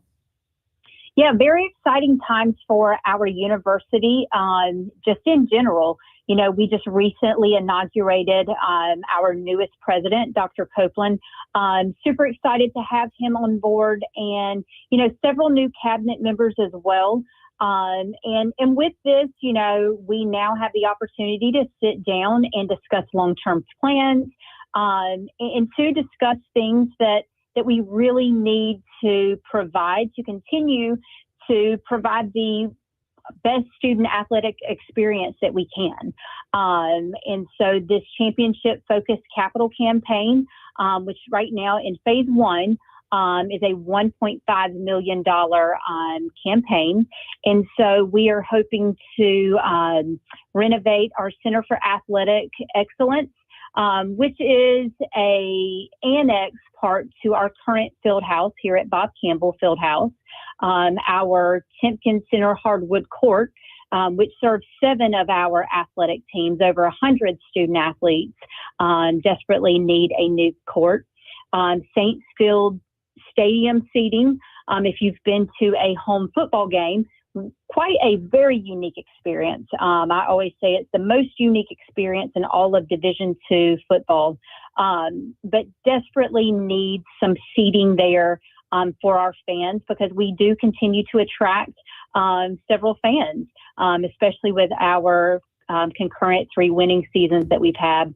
And then our baseball stadium, we're hoping to put up an outfield wall padding there, just for provided extra safety so that our outfielders, can not be scared to jump up and capture those home runs from actually becoming home runs. And then we have various naming opportunities as well. But one I'm excited about, too, is our softball facility upgrades. We recently brought our softball field back to campus, so the Jimmy Martin Field. And again, it was in phase one, just to really get the facility back on campus. And there's still some needs with that as well. So some permanent dugouts, batting cages for our student athletes. So again, just a lot of exciting things going on, a lot of needs that we do have. And I'm just very excited to be able to launch this, and excited for our donors, our alumni, our fan base, parents, to help us support these efforts to bring the state of the art and the best facilities for our student athletes. We're talking to the Vice President for Intercollegiate Athletics at Limestone University, Haley Martin. It's really awesome, this initiative that you're talking about, raising money for not just one sport, but for all sports in Limestone, or at Limestone College in Gaffney, South Carolina. You guys have a really cool way to promote this, and a nice event coming up as well, right, Haley? We do. So this Wednesday, February the 12th, we will actually be hosting an event in concurrence with our home women's and men's basketball game. So we have a doubleheader game. Women's game tip-off is 5:30 p.m. and our men's game tip-off is 7:30 p.m. playing Conference foe Wingate. And so while there will be great basketball going on, we're also going to have an event up in our Legacy Lounge, which is a part of the Timpkin Center. So we're going to have an event up there where we are, kicking off and inviting potential donors, and a time to mingle with our athletic administration, institution administration and various head coaches as well. Just, a great time too to celebrate, again, everything that's great that is happening at Limestone University. And Haley, thanks to Charles Wyatt and those here at the Fan Upstate, we will be broadcasting live. I will be on Wednesday from the event from 3 to 7 on the Fan Upstate. So I know that you guys are trying to push it as much as you can to the media, and I'm sure that we'll be able to do a lot of promoting that day on air as well. Absolutely. And again, we appreciate that.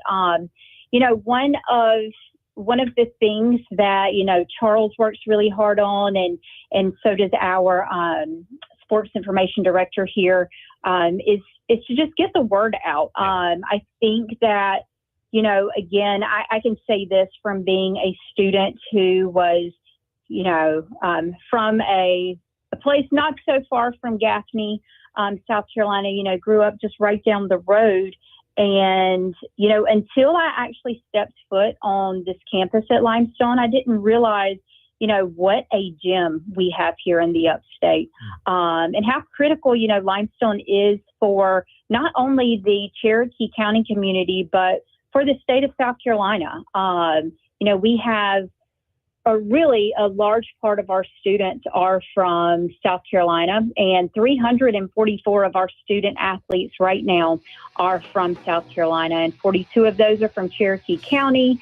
So again, we just have a huge impact on the Upstate, and anytime that we can, get that word out to the local media, it's always valued and appreciated.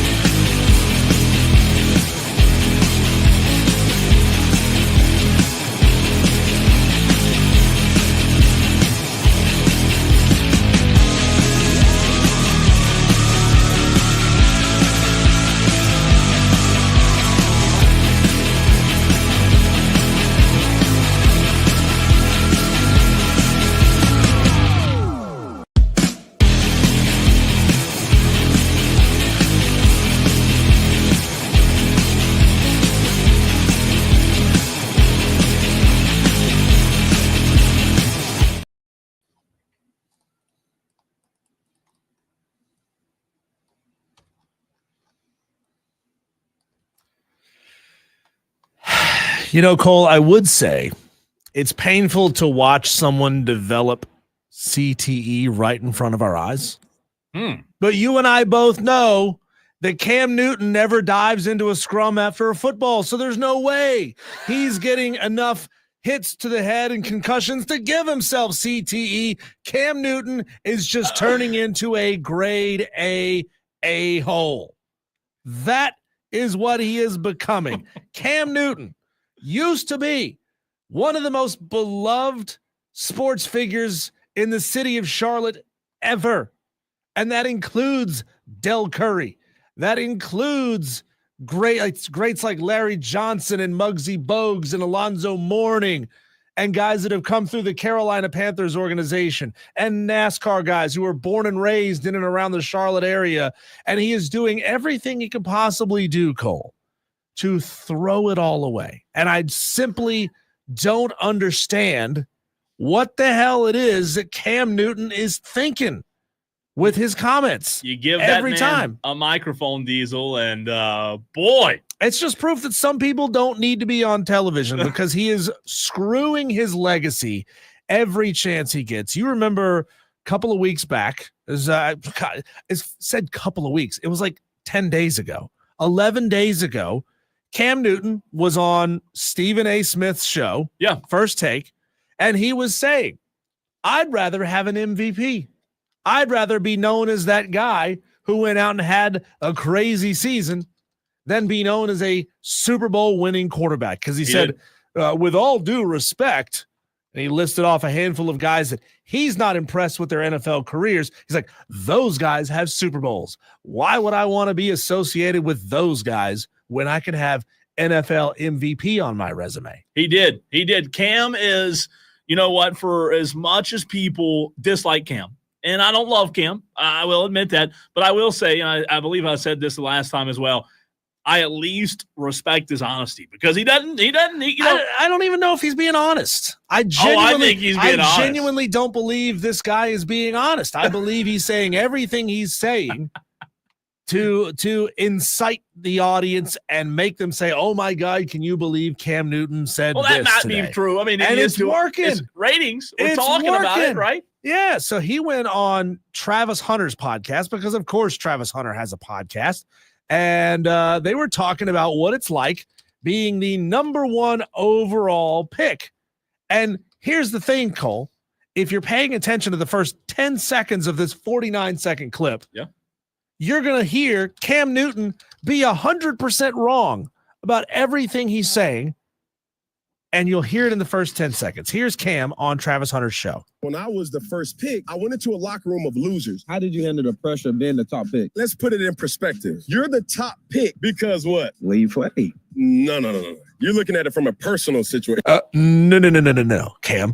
You're the top pick because of the way you play.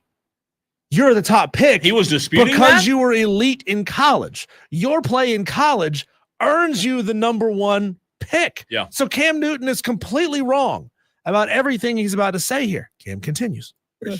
I'm talking about from the professional situation. You're the top pick because that was the worst team in the NFL the year before. No, you're the team that's got the first pick has the first pick because they were the worst team in the NFL. They picked you because of your play in college. So Cam Newton is wrong, flat out, unequivocally wrong about everything he's going to say throughout the rest of this clip. For me, I wanted to be the number one pick. You could potentially be the first pick, but bro, you have no way of impacting the game like a quarterback does. You can lock down the number one receiver. You can make impact plays on offense all you want, but it's still not like a quarterback. My issue is when I was the first pick, I went into a locker room of losers. Guys didn't know how to win. Guys didn't know how to prepare. It was a culture shock for me. The games don't mean a lot to a lot of people in the league like you would expect. It's just money. Not everybody has capabilities to be impact players. They're just So if you could see the look on Travis Hunter's face, he's confused about everything that Cam Newton is saying throughout the rest of this interview. Like when he asks the question, or when he answers Cam Newton's question of how do you get to be the number one overall pick, Travis Hunter's got this big smile on his face. Like he's talking about, he's thinking about himself. He's like, man, I was great in college, so I'm going to go get this number one overall pick. And then Cam starts spouting off a bunch of BS about, well, you can't be an impact player if you're not a quarterback. And Travis Hunter's just staring at him. Like, the hell is this man with his stupid hat talking about? What is he even saying? Yeah, I think there's a lot to unpack there. If you don't mind, will you go full length of the video and go play it one more time so I can and try to unpack, because there's a lot there. One more time. Sure. Here we go. When I was the first pick, I went into a locker room of losers. How did you handle the pressure of being the top pick? Let's put it in perspective. You're the top pick because what? Where you play? No. You're looking at it from a personal situation. I'm talking about from the professional situation. You're the top pick because that was the worst team in the NFL the year before. For me, I wanted to be the number one pick. You could potentially be the first pick, but bro, you have no way of impacting the game like a quarterback does. You can lock down the number one receiver. You can make impact plays on offense all you want, but it's still not like a quarterback. My issue is when I was the first pick, I went into a locker room of losers. Guys didn't know how to win. Guys didn't know how to prepare. It was a culture shock for me. The games don't mean a lot to a lot of people in the league like you would expect. It's just money. Not everybody has capabilities to be impact players. They're just players.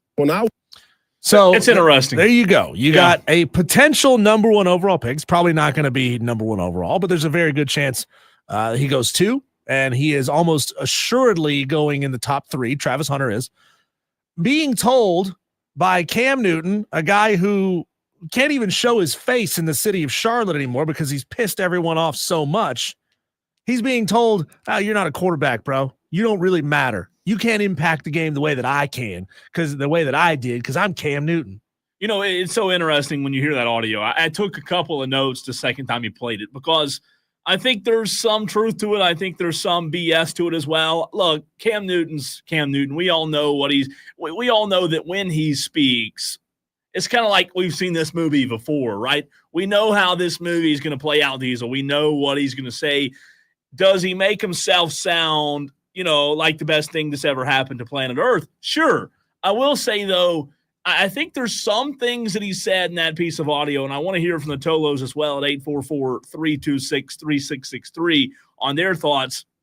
But when he talked about Diesel, the locker room of losers and the culture shock, I do think there's some validity there in terms of not necessarily calling the players losers. However, you being the guy in Cam Newton coming from college, walking into a locker room, an environment that hasn't won and doesn't know how to win, I think it's extremely challenging for a player at any position to walk into that kind of locker room and be expected to completely turn it around. Well, Steve Smith has taken a tremendous amount of exception to Cam Newton's comments. Steve Smith, who is going to be a Hall of Famer. He is on the ballot to be a Hall of Famer this year. Very good chance he gets in. I had a chance to have a conversation. Unfortunately, you weren't there that day. I don't remember. I think you were on vacation, but Rob Brown and I were together in Clemson at Carolina Panthers Fan Fest. We had a chance to sit down and have a conversation with Steve Smith. He's where?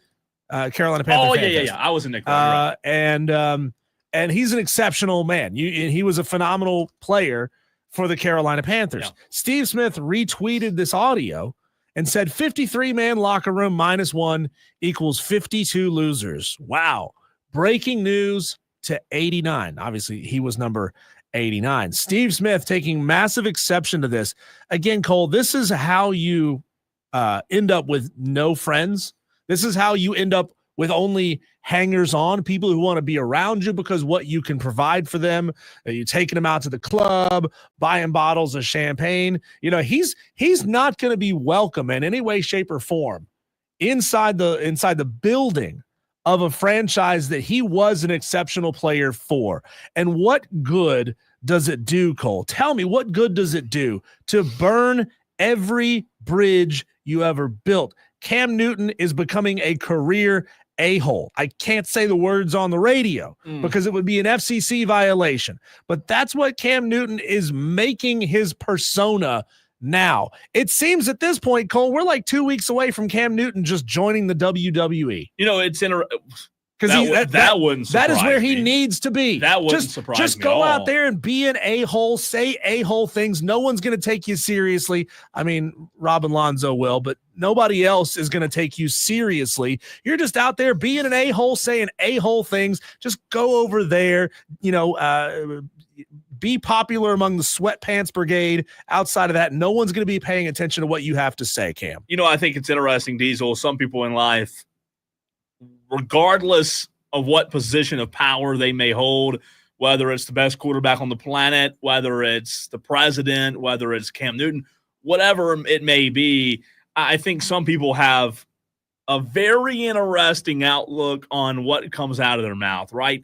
I think in this situation, my opinion, Cam Newton is so outlandish that everything that he thinks, Diesel, comes out of his mouth. I think Cam, if he cared about burning bridges, maybe he does it. Maybe he just flat doesn't care what people think. And if that's the case, whatever. I think Cam should just learn, hey, you don't say everything you think, right? Because I think things all the time that I shouldn't say. It happens every day. It happens every hour. However, you've got to be able to control what you say. To your point, even though there may be validity in the locker room of losers take, even though I understand what he was trying to say, you don't say that. That makes you sound like an a-hole. To your point, it makes you sound like a piece of garbage that you're calling everybody else losers. He's saying, I'm the only winner in this locker room. And I get it. He won a national title at Auburn, but he also got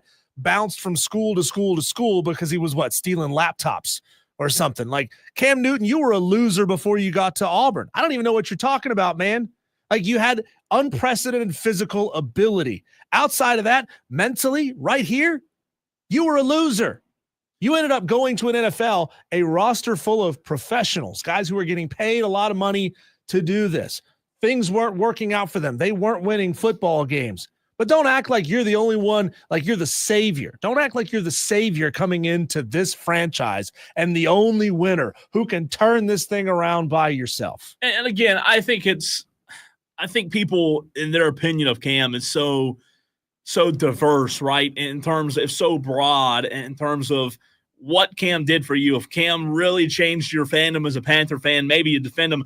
I'm certainly by no means defending him. I wouldn't go as far as calling him a loser before. He did win a national championship before he went to Auburn at his first school that nobody knows the name of. But I think Cam Newton just thinks that he's a lot I don't want to say that he thinks he's a lot better than he really is, because he was one of the best football players I've ever seen in my entire life at the quarterback position. Well, however, he just probably thinks that his doesn't stink. If you don't want to use the word loser, why don't you use the word felon?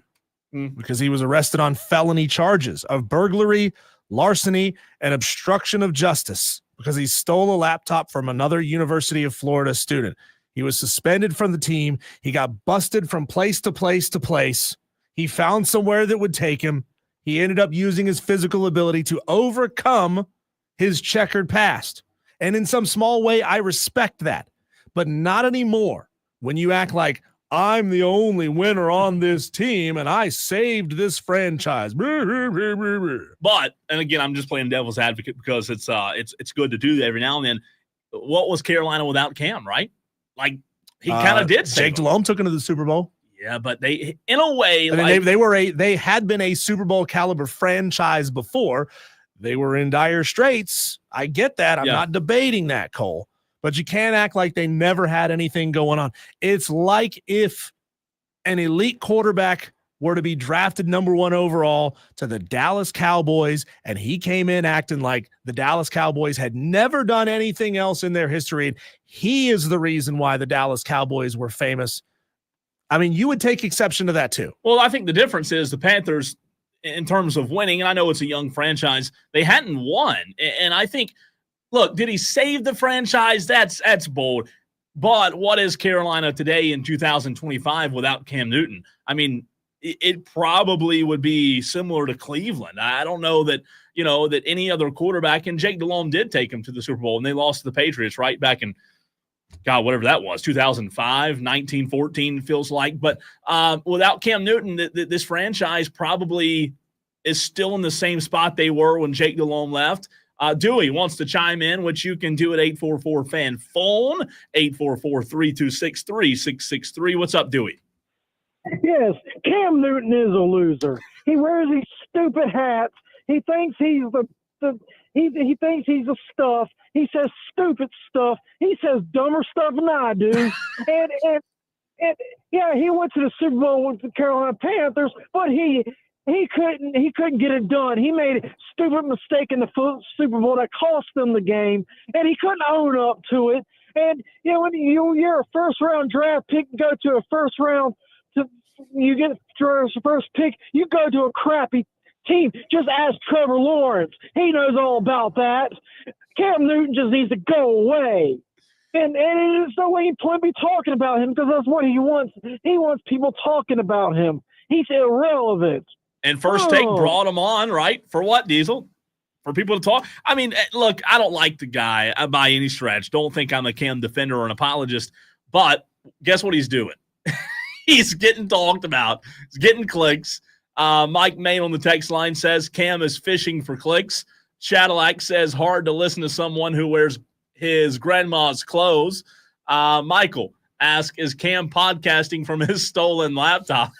That's bad. That's funny, but bad. Hey, think about it this way, Cole. You've got what is he? Probably 38, 39, 40-year-old man going on a 20-year-old kid's podcast to maintain his relevance. Think about it that way. You got a 40-year-old former quarterback in the NFL who won an MVP, never won a Super Bowl, thinking, I've got to stay relevant by going on a 21-year-old kid's show and saying outlandish things. Tiger pal Rachel texted the show and said Cam could maybe get away with that if he had won that Super Bowl instead of refusing to fall on the fumble, which pretty much cost him the game. Texter from the 324, the Panthers are in the same spot no matter what. They're the Panthers. Spanglish for Browns is Panthers. Russell wants to weigh in on the conversation as well. What's up, Russell? Hey, what's going on, man? Y'all doing all right today? Yeah, man. Great.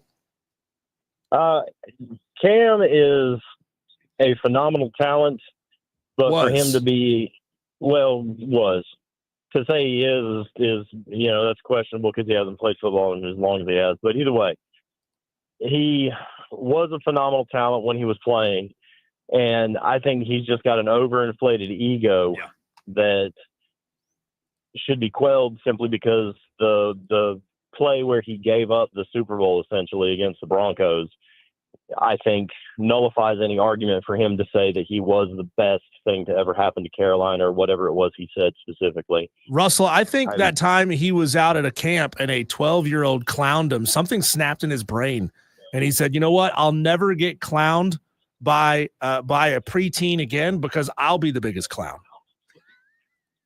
Yeah. I mean, that's a fair argument. But, I mean, you were talking about Jake Delhomme. I mean, the Panthers have had Steve Smith, DeAngelo Williams. I mean, they've had a lot of talent come through that franchise. And for him to just be arrogant enough to say that he's the best thing to ever happen to Carolina, Russell, real quick, I will say this to your point. I agree with you on the perception and the inflated ego. However, I will say, in my mind, where Cam is right, and I hate saying he's right, no one else does impact. No one impacts the team like a quarterback does, right? As good as Steve Smith was, as good as Luke Kuechly was, they can't carry you to or take you to a Super Bowl. I think he's right in terms of the quarterback impacts the game and the team more than anybody else.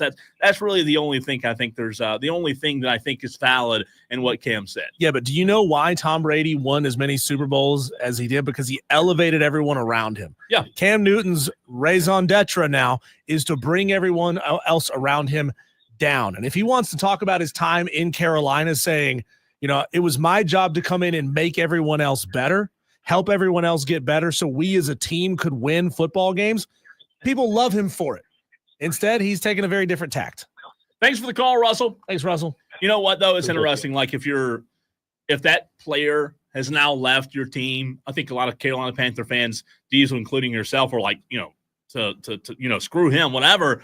When he's playing for your team, I don't know if I remember this much animosity. Obviously, he was on the microphone every day. I had it. I had it when he would make stupid plays, go sit on the bench, on his head. Put a towel on his head, sit 15 feet away from his teammates, and act like he wasn't part of the team. I started disliking that guy from that moment. And that's why this doesn't surprise me. because we all know who Cam's been. To your point about his. But wouldn't the world be a better place, Cole, if we could actively call out a-holes for being a-holes instead of justifying what it is they're trying to say, instead of saying, I can see it from his perspective. In this way, he might be right. No, flat out. Cam Newton is an a-hole, and we have to be able to call a-holes a-holes so that everyone knows this kind of behavior isn't tolerated anymore. A-holes can be a-holes, to your point. Now, I will say, my opinion, again, you don't have to agree, a-holes can still be right. And I think there's a few things he's right about. That doesn't mean I love Cam Newton. I think there are still a few things that he was right about. Again, you shouldn't say it, right? You shouldn't say. Well, you know what it all goes back to, Diesel? It all goes back to right here. It all goes back, and I know for everybody on the stream that's not watching, you can't see, it all goes back to what's in your heart, right? Like, who are you? Are you the type of person that talks about other people in demeaning ways and act? Cam Newton's always been that type of guy that's bigger than everybody else, and that's why I say it doesn't surprise me. Texter says, what good is it to take the team to a Super Bowl and throw it away on a fumble you're too chicken to fall on? Just saying. Another texter, Tolo Steve, says, Cam wears all those big silly hats to keep his ego under it. I like it. He wouldn't need a lot of big hats. Good text. It's a big ego. Tyler wants to weigh in, which you can do at 844-FAN-PHONE. What's up, Tyler? Yo, what's going on? How are y'all doing? Good, man. Hey, Tyler. My take on Cam Newton, I mean, he's an asshole, obviously, but, like, I'm a Panthers fan too, so. But, I mean, he's done so much for the franchise. Like, I feel like there's a reason that he has that ego.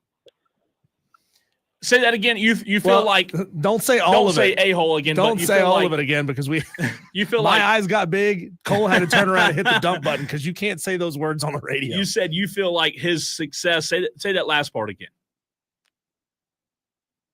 Did we lose him? We lost Tyler. Sorry, Tyler. Sorry, Tyler. Yeah, I think you said something to the effect of his success toward the franchise is why he feels. And again, like, you can be proud of who you are if you've done a lot in your life. That's great. Be proud of it. But for me, it all goes back to what kind of person are you? I mean, he's never been like, have we ever said, man, look how humble Cam Newton is? No, but we did. The reason why the city of Charlotte loved him wasn't because he was humble. They loved him because he used his enthusiasm and he won to uplift people. Do you remember how special it was when Cam Newton would run for a touchdown and he would run the ball to a little kid in the front row? Sure. That's why the city of Charlotte loved him, not because he was humble, because he was positively exuberant. He has pulled an exact 180 from being positively exuberant. He's gotten a big ego, and I do believe, Diesel, that everybody can agree with that. His ego, I don't know that it could fit in this room. It's a large ego. So it's interesting, though. Good interaction from you, Tolos. Appreciate the calls as well as the text. Y'all are the best. Let's keep the conversation and interaction going. In the next segment, Diesel, I have an idea for the Super Bowl halftime show. Everybody complains about it every year, right? I've got an idea. That's next.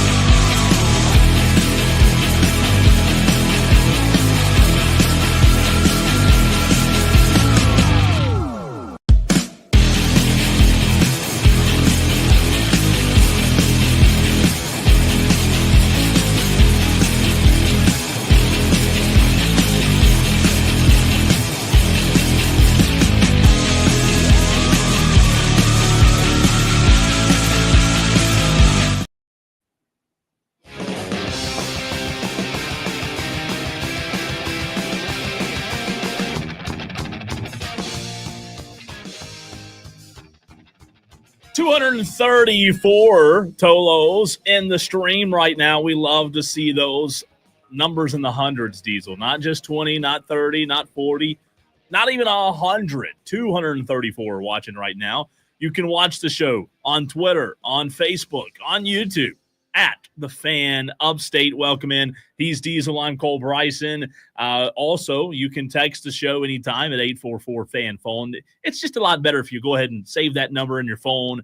That way, you don't have to type it every single time. You can save it as The Fan Upstate or Cole Sucks or Diesel Sucks. Whatever you want to save it as, save the number in your phone because you will continue to text the show a good bit. Turn it on, leave it on. That's what we ask you to do right here on the Fan Upstate. Diesel, it's so interesting. We talked about the halftime show of the Super Bowl yesterday.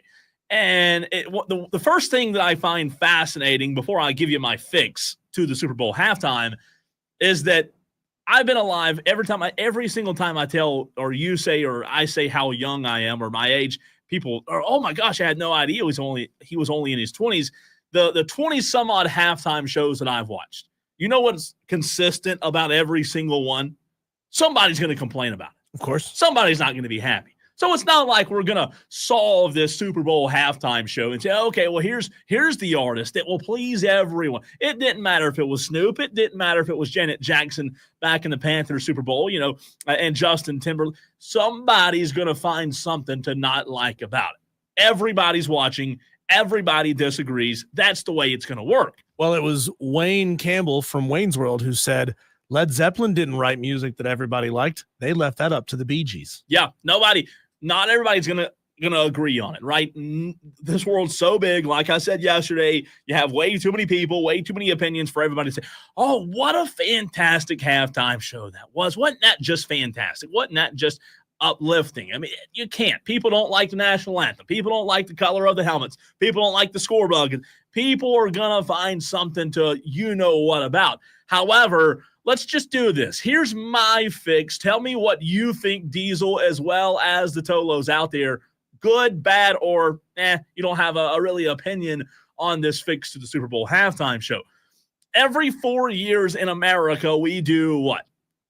Vote. We vote on a president. And every 4 years when we vote on a president, guess what happens? Some people are really happy. Some people are really upset, right? Did last year, did everybody finally come? No, nobody came together. Every single election, people are going to be happy. People are going to be upset. You're not going to please everybody. But let's just go ahead. My idea to the halftime show is let's implement. You know how in November everybody goes to the polls? Let's implement a voting system where we as Americans, we as the Super Bowl is watched Diesel worldwide, right? In every country, I'm sure of. And we'll have the numbers in the next segment on how many people watched the Daily Wires. But let's create a voting system to where everyone gets a vote. I don't know who chooses the Super Bowl now, but whoever chooses it now, how about they come up with 6 to 8 different artists? They put them in a pool. They, maybe even during the dog days of summer when we have no football, you and I are sitting at home on a random, Thursday night in June? And what are we watching on TV on a random Thursday night in June? We're watching the Super Bowl halftime candidate debate show. Why? We need content. We need something to talk about. We need storylines. Let's have a vote on who is the next Super Bowl halftime performer. Will everybody be pleased? No. But at least we can make it entertaining. At least we can make it fun. At least you and I will be able to talk about it throughout the course of the dead season. Let's make this thing. I mean, we have these roasts, right, with Tom Brady and all these NFL players, and let's make this thing comical because the presidential election is every single 4 years. So why not vote on the Super Bowl halftime show? Do you hate it or love it? I think you're onto something here, Cole. Come on. You have an 8-way national battle of the bands where it's multiple genres. Anybody can be. I mean, polka's never going to win, but they're going to keep trying, and it's admirable, right? Kind of like the Cleveland Browns. But you put all 8 of them on a TV show. Yes. And then the top 4, no matter what genre they are, they all get put together in a halftime show. And they now have 6 months to figure it out. Yes. You know, you got 6 months. So if it's like, let's just say it's Snoop Dogg and Metallica and Luke Combs, you got 6 months to figure it out, guys.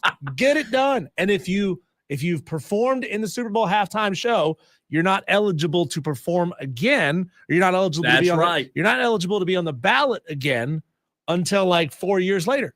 So, and then boom, I love it. Me and you we could formulate this. We could sell it to CBS or ESPN or Fox or whoever wants to buy it, right? The rights to it. We have the show. It's a 8, 10, 12, 14-week show. It starts it's February, March. It starts in May. It goes through, the summer during the week. I love it. Have you ever heard of Eurovision? It's a European songwriting competition. It sounds like a joke. It's not a joke. This is a real thing, okay? Every country in Europe submits an artist with a song to be in this continent-wide competition. They even made a movie out of it. Starred Will Ferrell and blanking on her name. She was in Jennifer Aniston. No. It's the girl with the big mole on her neck. Cute actress. She was me. I'm not the one. Yeah. She was in Wedding Crashers. She was like the girl that Owen Wilson was going after. Okay. Anyway, Rachel McAdams. Okay. They were the Eurovision team, and they had to write this song. They were Iceland, who had never won Eurovision before, and they came together and they made the song. It was a cheesy movie, but that's not the point.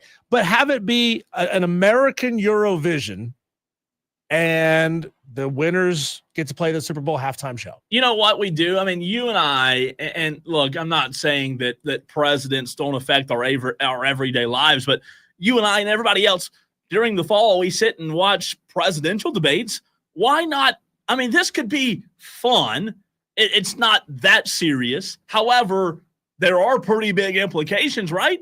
Because Luke Combs may not be performing if he doesn't do well on this whatever random night in June.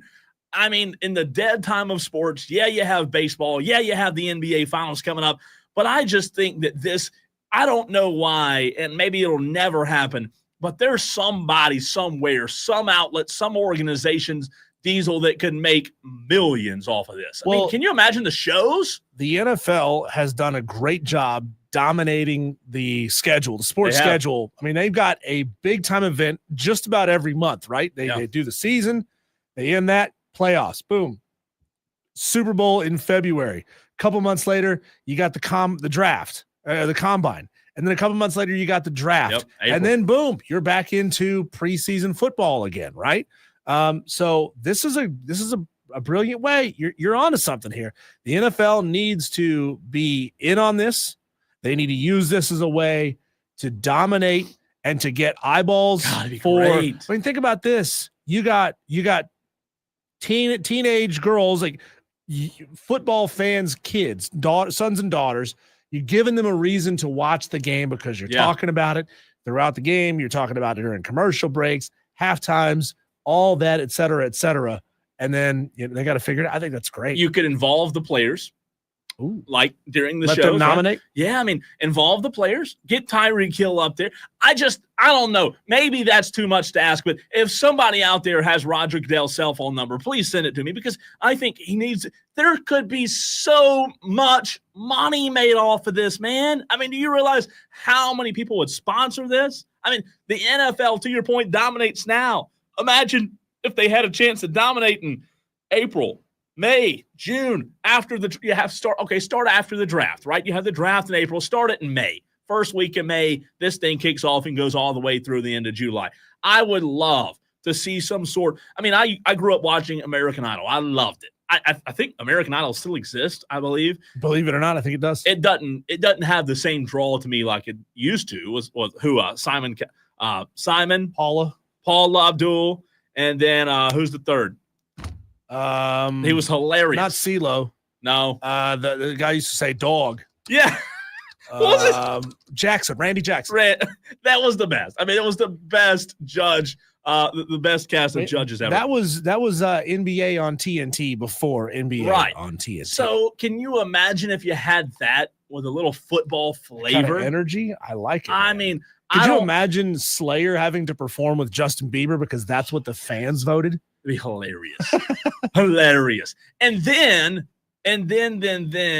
Roger Goodell takes you and I on Wire to Wire and makes us, the NFL's top watch show because we came up with it right here on the show. And I hope Roger Goodell's listening. I'm sure he is because that's what he does. He listens to Wire to Wire. But I just think it'd be fun. It'd be comical.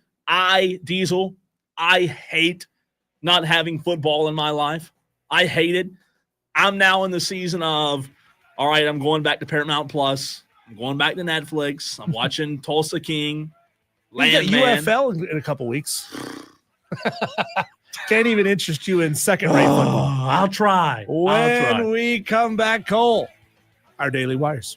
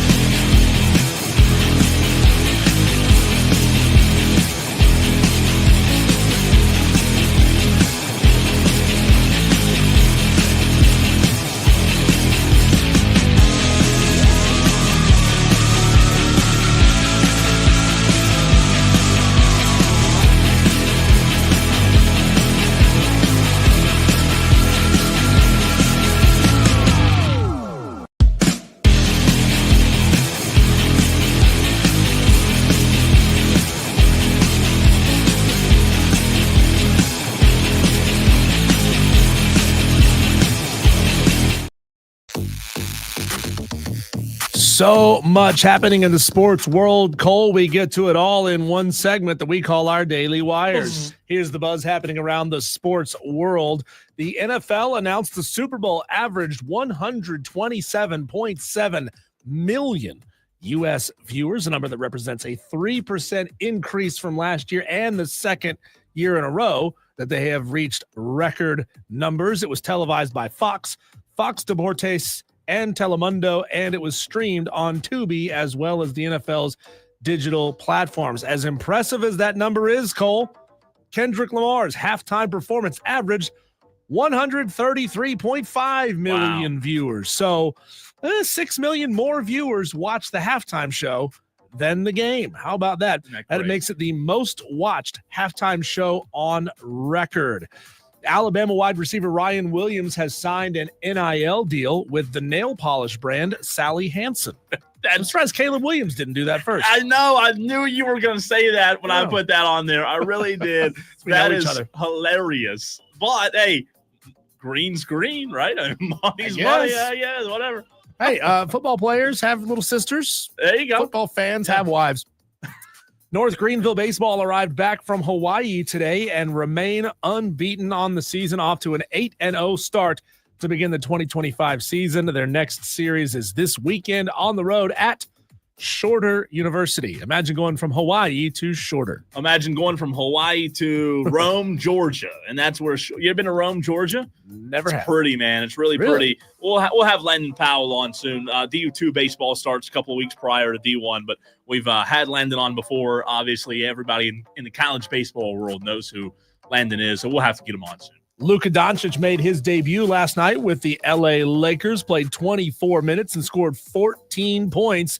They beat the Jazz 132-113. The Lakers are now 32-19 on the season, and you like them a lot, Cole, as a team that could make a deep playoff run. Yeah, I do. They don't have a rim protector. That's my biggest concern, but there's so much firepower now on that team, and the way that they can share the basketball and the lobs, they're going to be dangerous, I think. I really do. On the other side of that trade with Luka, the Dallas Mavericks, they are having to take steps to crack down on fan backlash and negativity over the Luka trade in their arena. One fan last night was escorted out of the arena for holding up a Fire Nico sign, but they can't just bring the sign in because it's against the rules, Cole. The fan snuck the sign in, pretended to sing on karaoke so that they could get on the Jumbotron, and then quickly whipped out the sign that said Fire Nico. I think that's brilliant. That's awesome. That is brilliant. Put that dude in a loge box. Don't put him in the penalty box. That is so great, man. They had a protest the other day downtown. A literal protest. They're ticked off. Oh, man, that's next level troll job right there. Congratulations to that fan.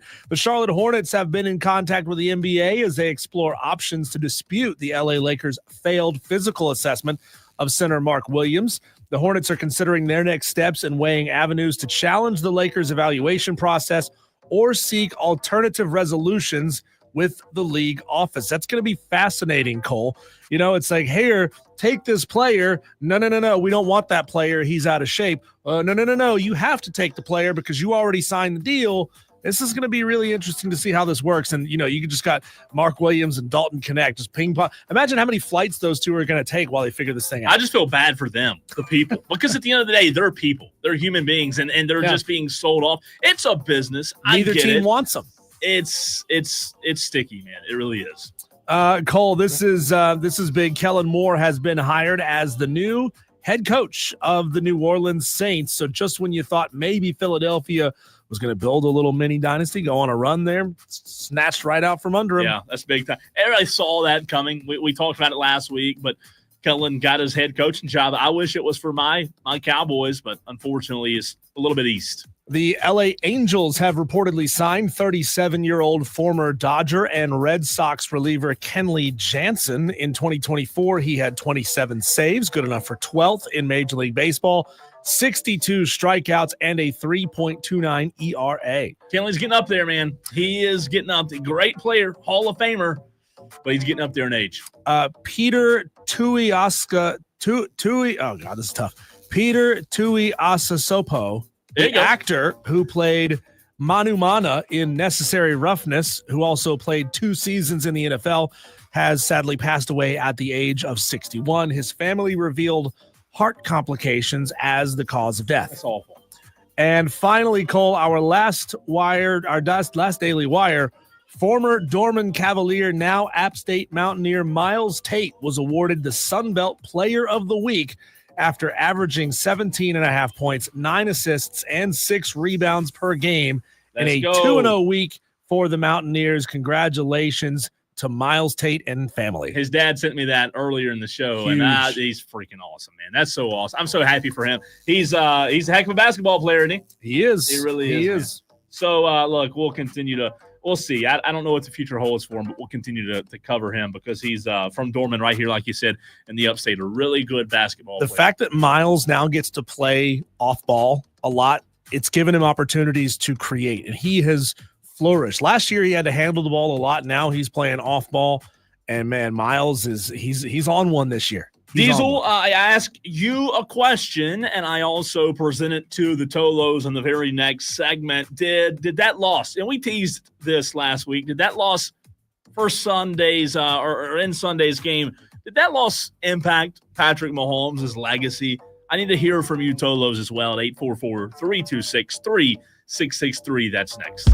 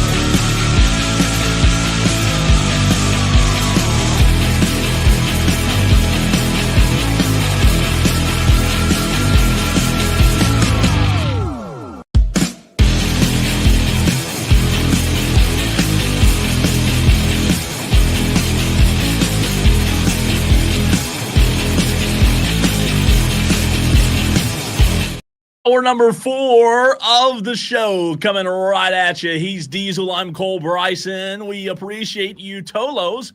That stands for Turn On, Leave On, for turning it on at 3 o'clock today and leaving it on all the way until the end of the show.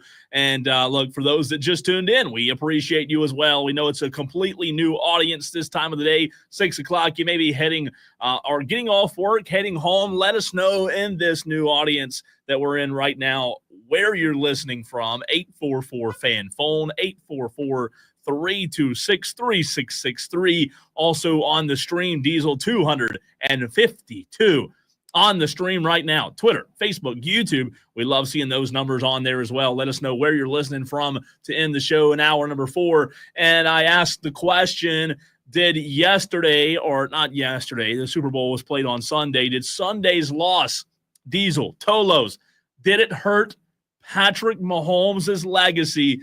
I want to hear your answer. The phone line and text line are both open at 844-FAN-PHONE, 844-326-3663. But before we answer that, Diesel is going to tell you how you can win a trip to Las Vegas. That's it, Tolos. Just sign in on the free Audacy app. You don't need to create a username. If you have Facebook, if you have Google, if you have other different ways that you can sign in, just sign into the free Audacy app. Start streaming wire to wire with Diesel and Cole Bryson. Stream it all the way up until 7 o'clock, and you will be entered in for your chance to win a trip to Las Vegas. Slam dunk in Vegas with the Fan Upstate. One lucky winner in this national contest is going to score a round trip airfare and accommodations for 4 in Las Vegas and $20,000. That's a whole lot of money right there. It's a whole lot of cheddar that you can take with you to Vegas. You'll be out there partying for the first 2 rounds of the college basketball championships. You'll be staying at the Circa Resort and Casino Las Vegas, the premium sports venue destination, and you will visit the biggest March hoops party at Stadium Swim.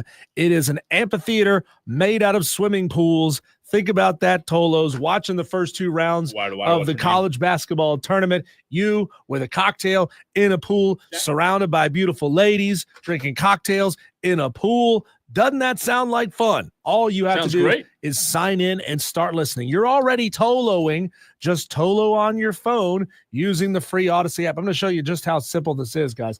Tolos, you just go to your app library. You find the Audacy app.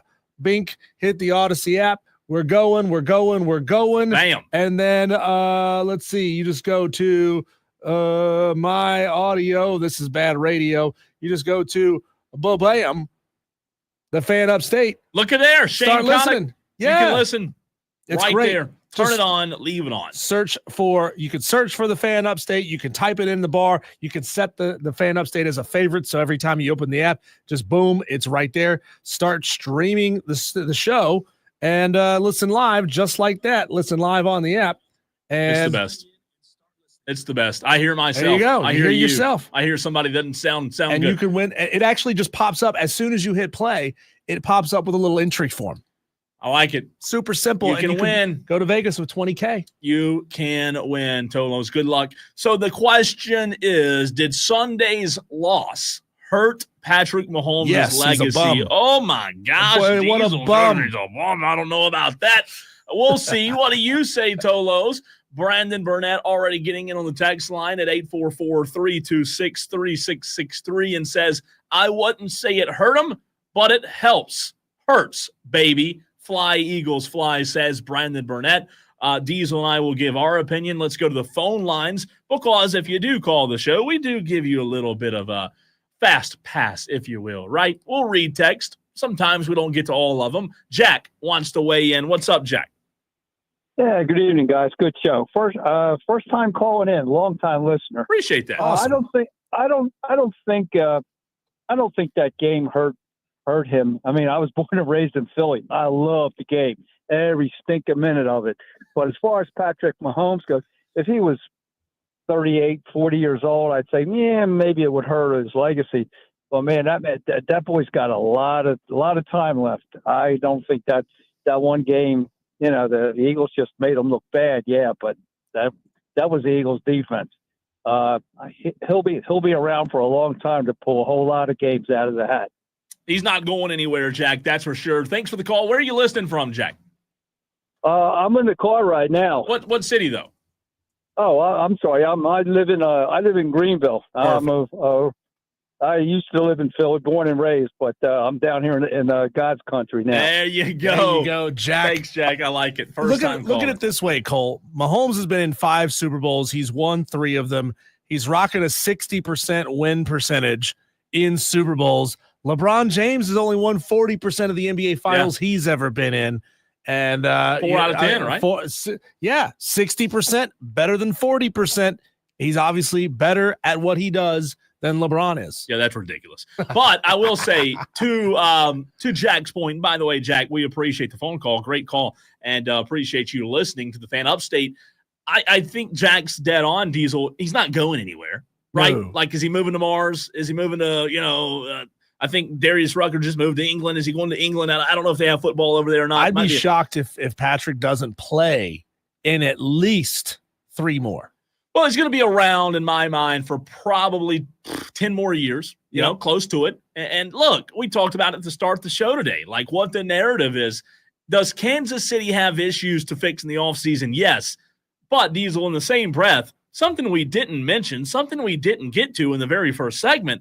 Well, let's say Kansas City's owner, let's say Kansas City's GM knows about the problems, knows about the issues. Let's say he fixes them. Well, guess what? If you told me they bolster that offensive line, right, they give Mahomes maybe another weapon, add a little bit on the defense, but really for me it's the trenches. Chris Jones is incredible. He's getting old on the defense, but that offensive line, they really need – the left tackle got hurt. They weren't the same all year. They need some help on the offensive line, Diesel, and I think that if you told me they bolster that offensive line in the draft, make a couple moves in free agency, and Mahomes is still Mahomes – who's to say they're not going to be playing in the Super Bowl again next year? That's the whole thing. Like, he's not going anywhere. And my answer is it absolutely did not, I'll repeat it again, absolutely did not hurt his legacy by losing that game on Sunday.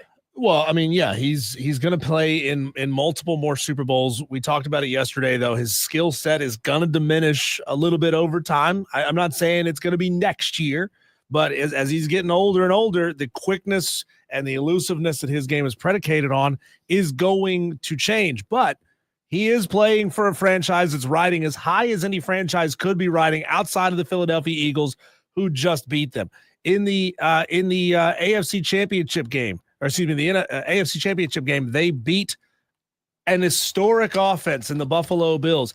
This was a down year for the Chiefs, and they still made the Super Bowl, right? So, the beautiful thing about being a franchise in the position that the Kansas City Chiefs are, you're always like maybe one piece, one tweak, one little thing here or there, 1 or 2 moves away from elevating your game to, all right, we got trounced in the Super Bowl to we're gonna whack some ass next year.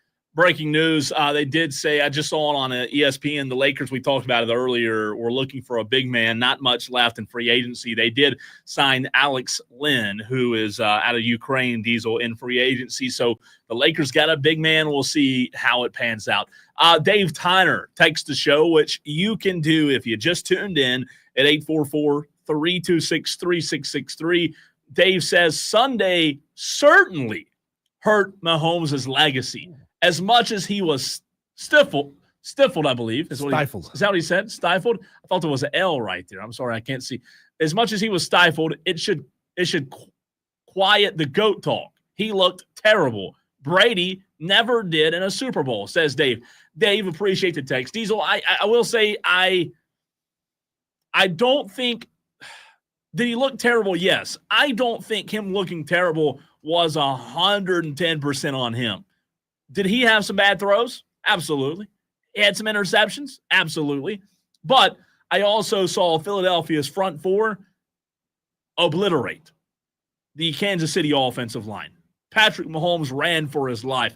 How much of that loss do you put on Mahomes?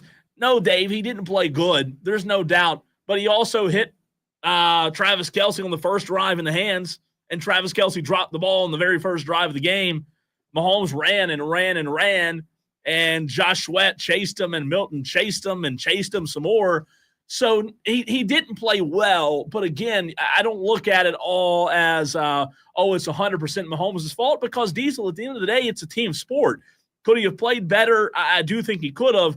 But I just think at the end of the day, Tom Brady and his losses, LeBron James and his finals losses to Dallas, I mean, to me, Dallas being the worst finals loss he ever had in Miami, I think that it's a team sport. It's not Tiger. It's not it's not the PGA Tour where it's a one-man game. At the end of the day, it is a team sport, and I think Patrick Mahomes is going to have a chance to revive what happened on Sunday. Cole, I saw a video earlier this morning with a comedian. I don't know who the comedian was, but he was interviewing Tom Brady leading up to this Super Bowl. And Tom, over the course of this interview, starts to realize that the comedian is getting him to talk trash about himself. He's talking about a situation where you're down 7 points in a big game. You've got the ball on your 49 with 9 seconds to go. What do you do? And so Tom, over the course of this little clip, he's analyzing what a smart player should do in that situation, which is try to move the ball down the field just a little bit, make the Hail Mary throw just a little bit shorter, leave yourself a couple of seconds so you have one more try on the clock. In doing so, Tom Brady admitted that the way he threw that failed Hail Mary attempt in the Super Bowl against the Philadelphia Eagles a couple of years ago got him to admit that I made a terrible decision and that I didn't have the arm strength to get the ball to the end zone after all. Brilliant troll job. And I also heard Mahomes admit in the post-game interview, to your point about making mistakes in the big game, Mahomes admit that, look, the pass that got intercepted by Philadelphia and took back for a pick six, Diesel, by Cooper DeJean, it was a bad throw. He didn't see him. He just didn't see Cooper in that moment. So, I understand the critics, the people who say Mahomes didn't play well. It tarnishes his legacy a little bit. I get that. I understand that. However, what you also have to remember is we don't look at this when it's all said and done and remember the Super Bowl on the 9th of February in 2025 as being the end-all, be-all that defines Mahomes' career, right?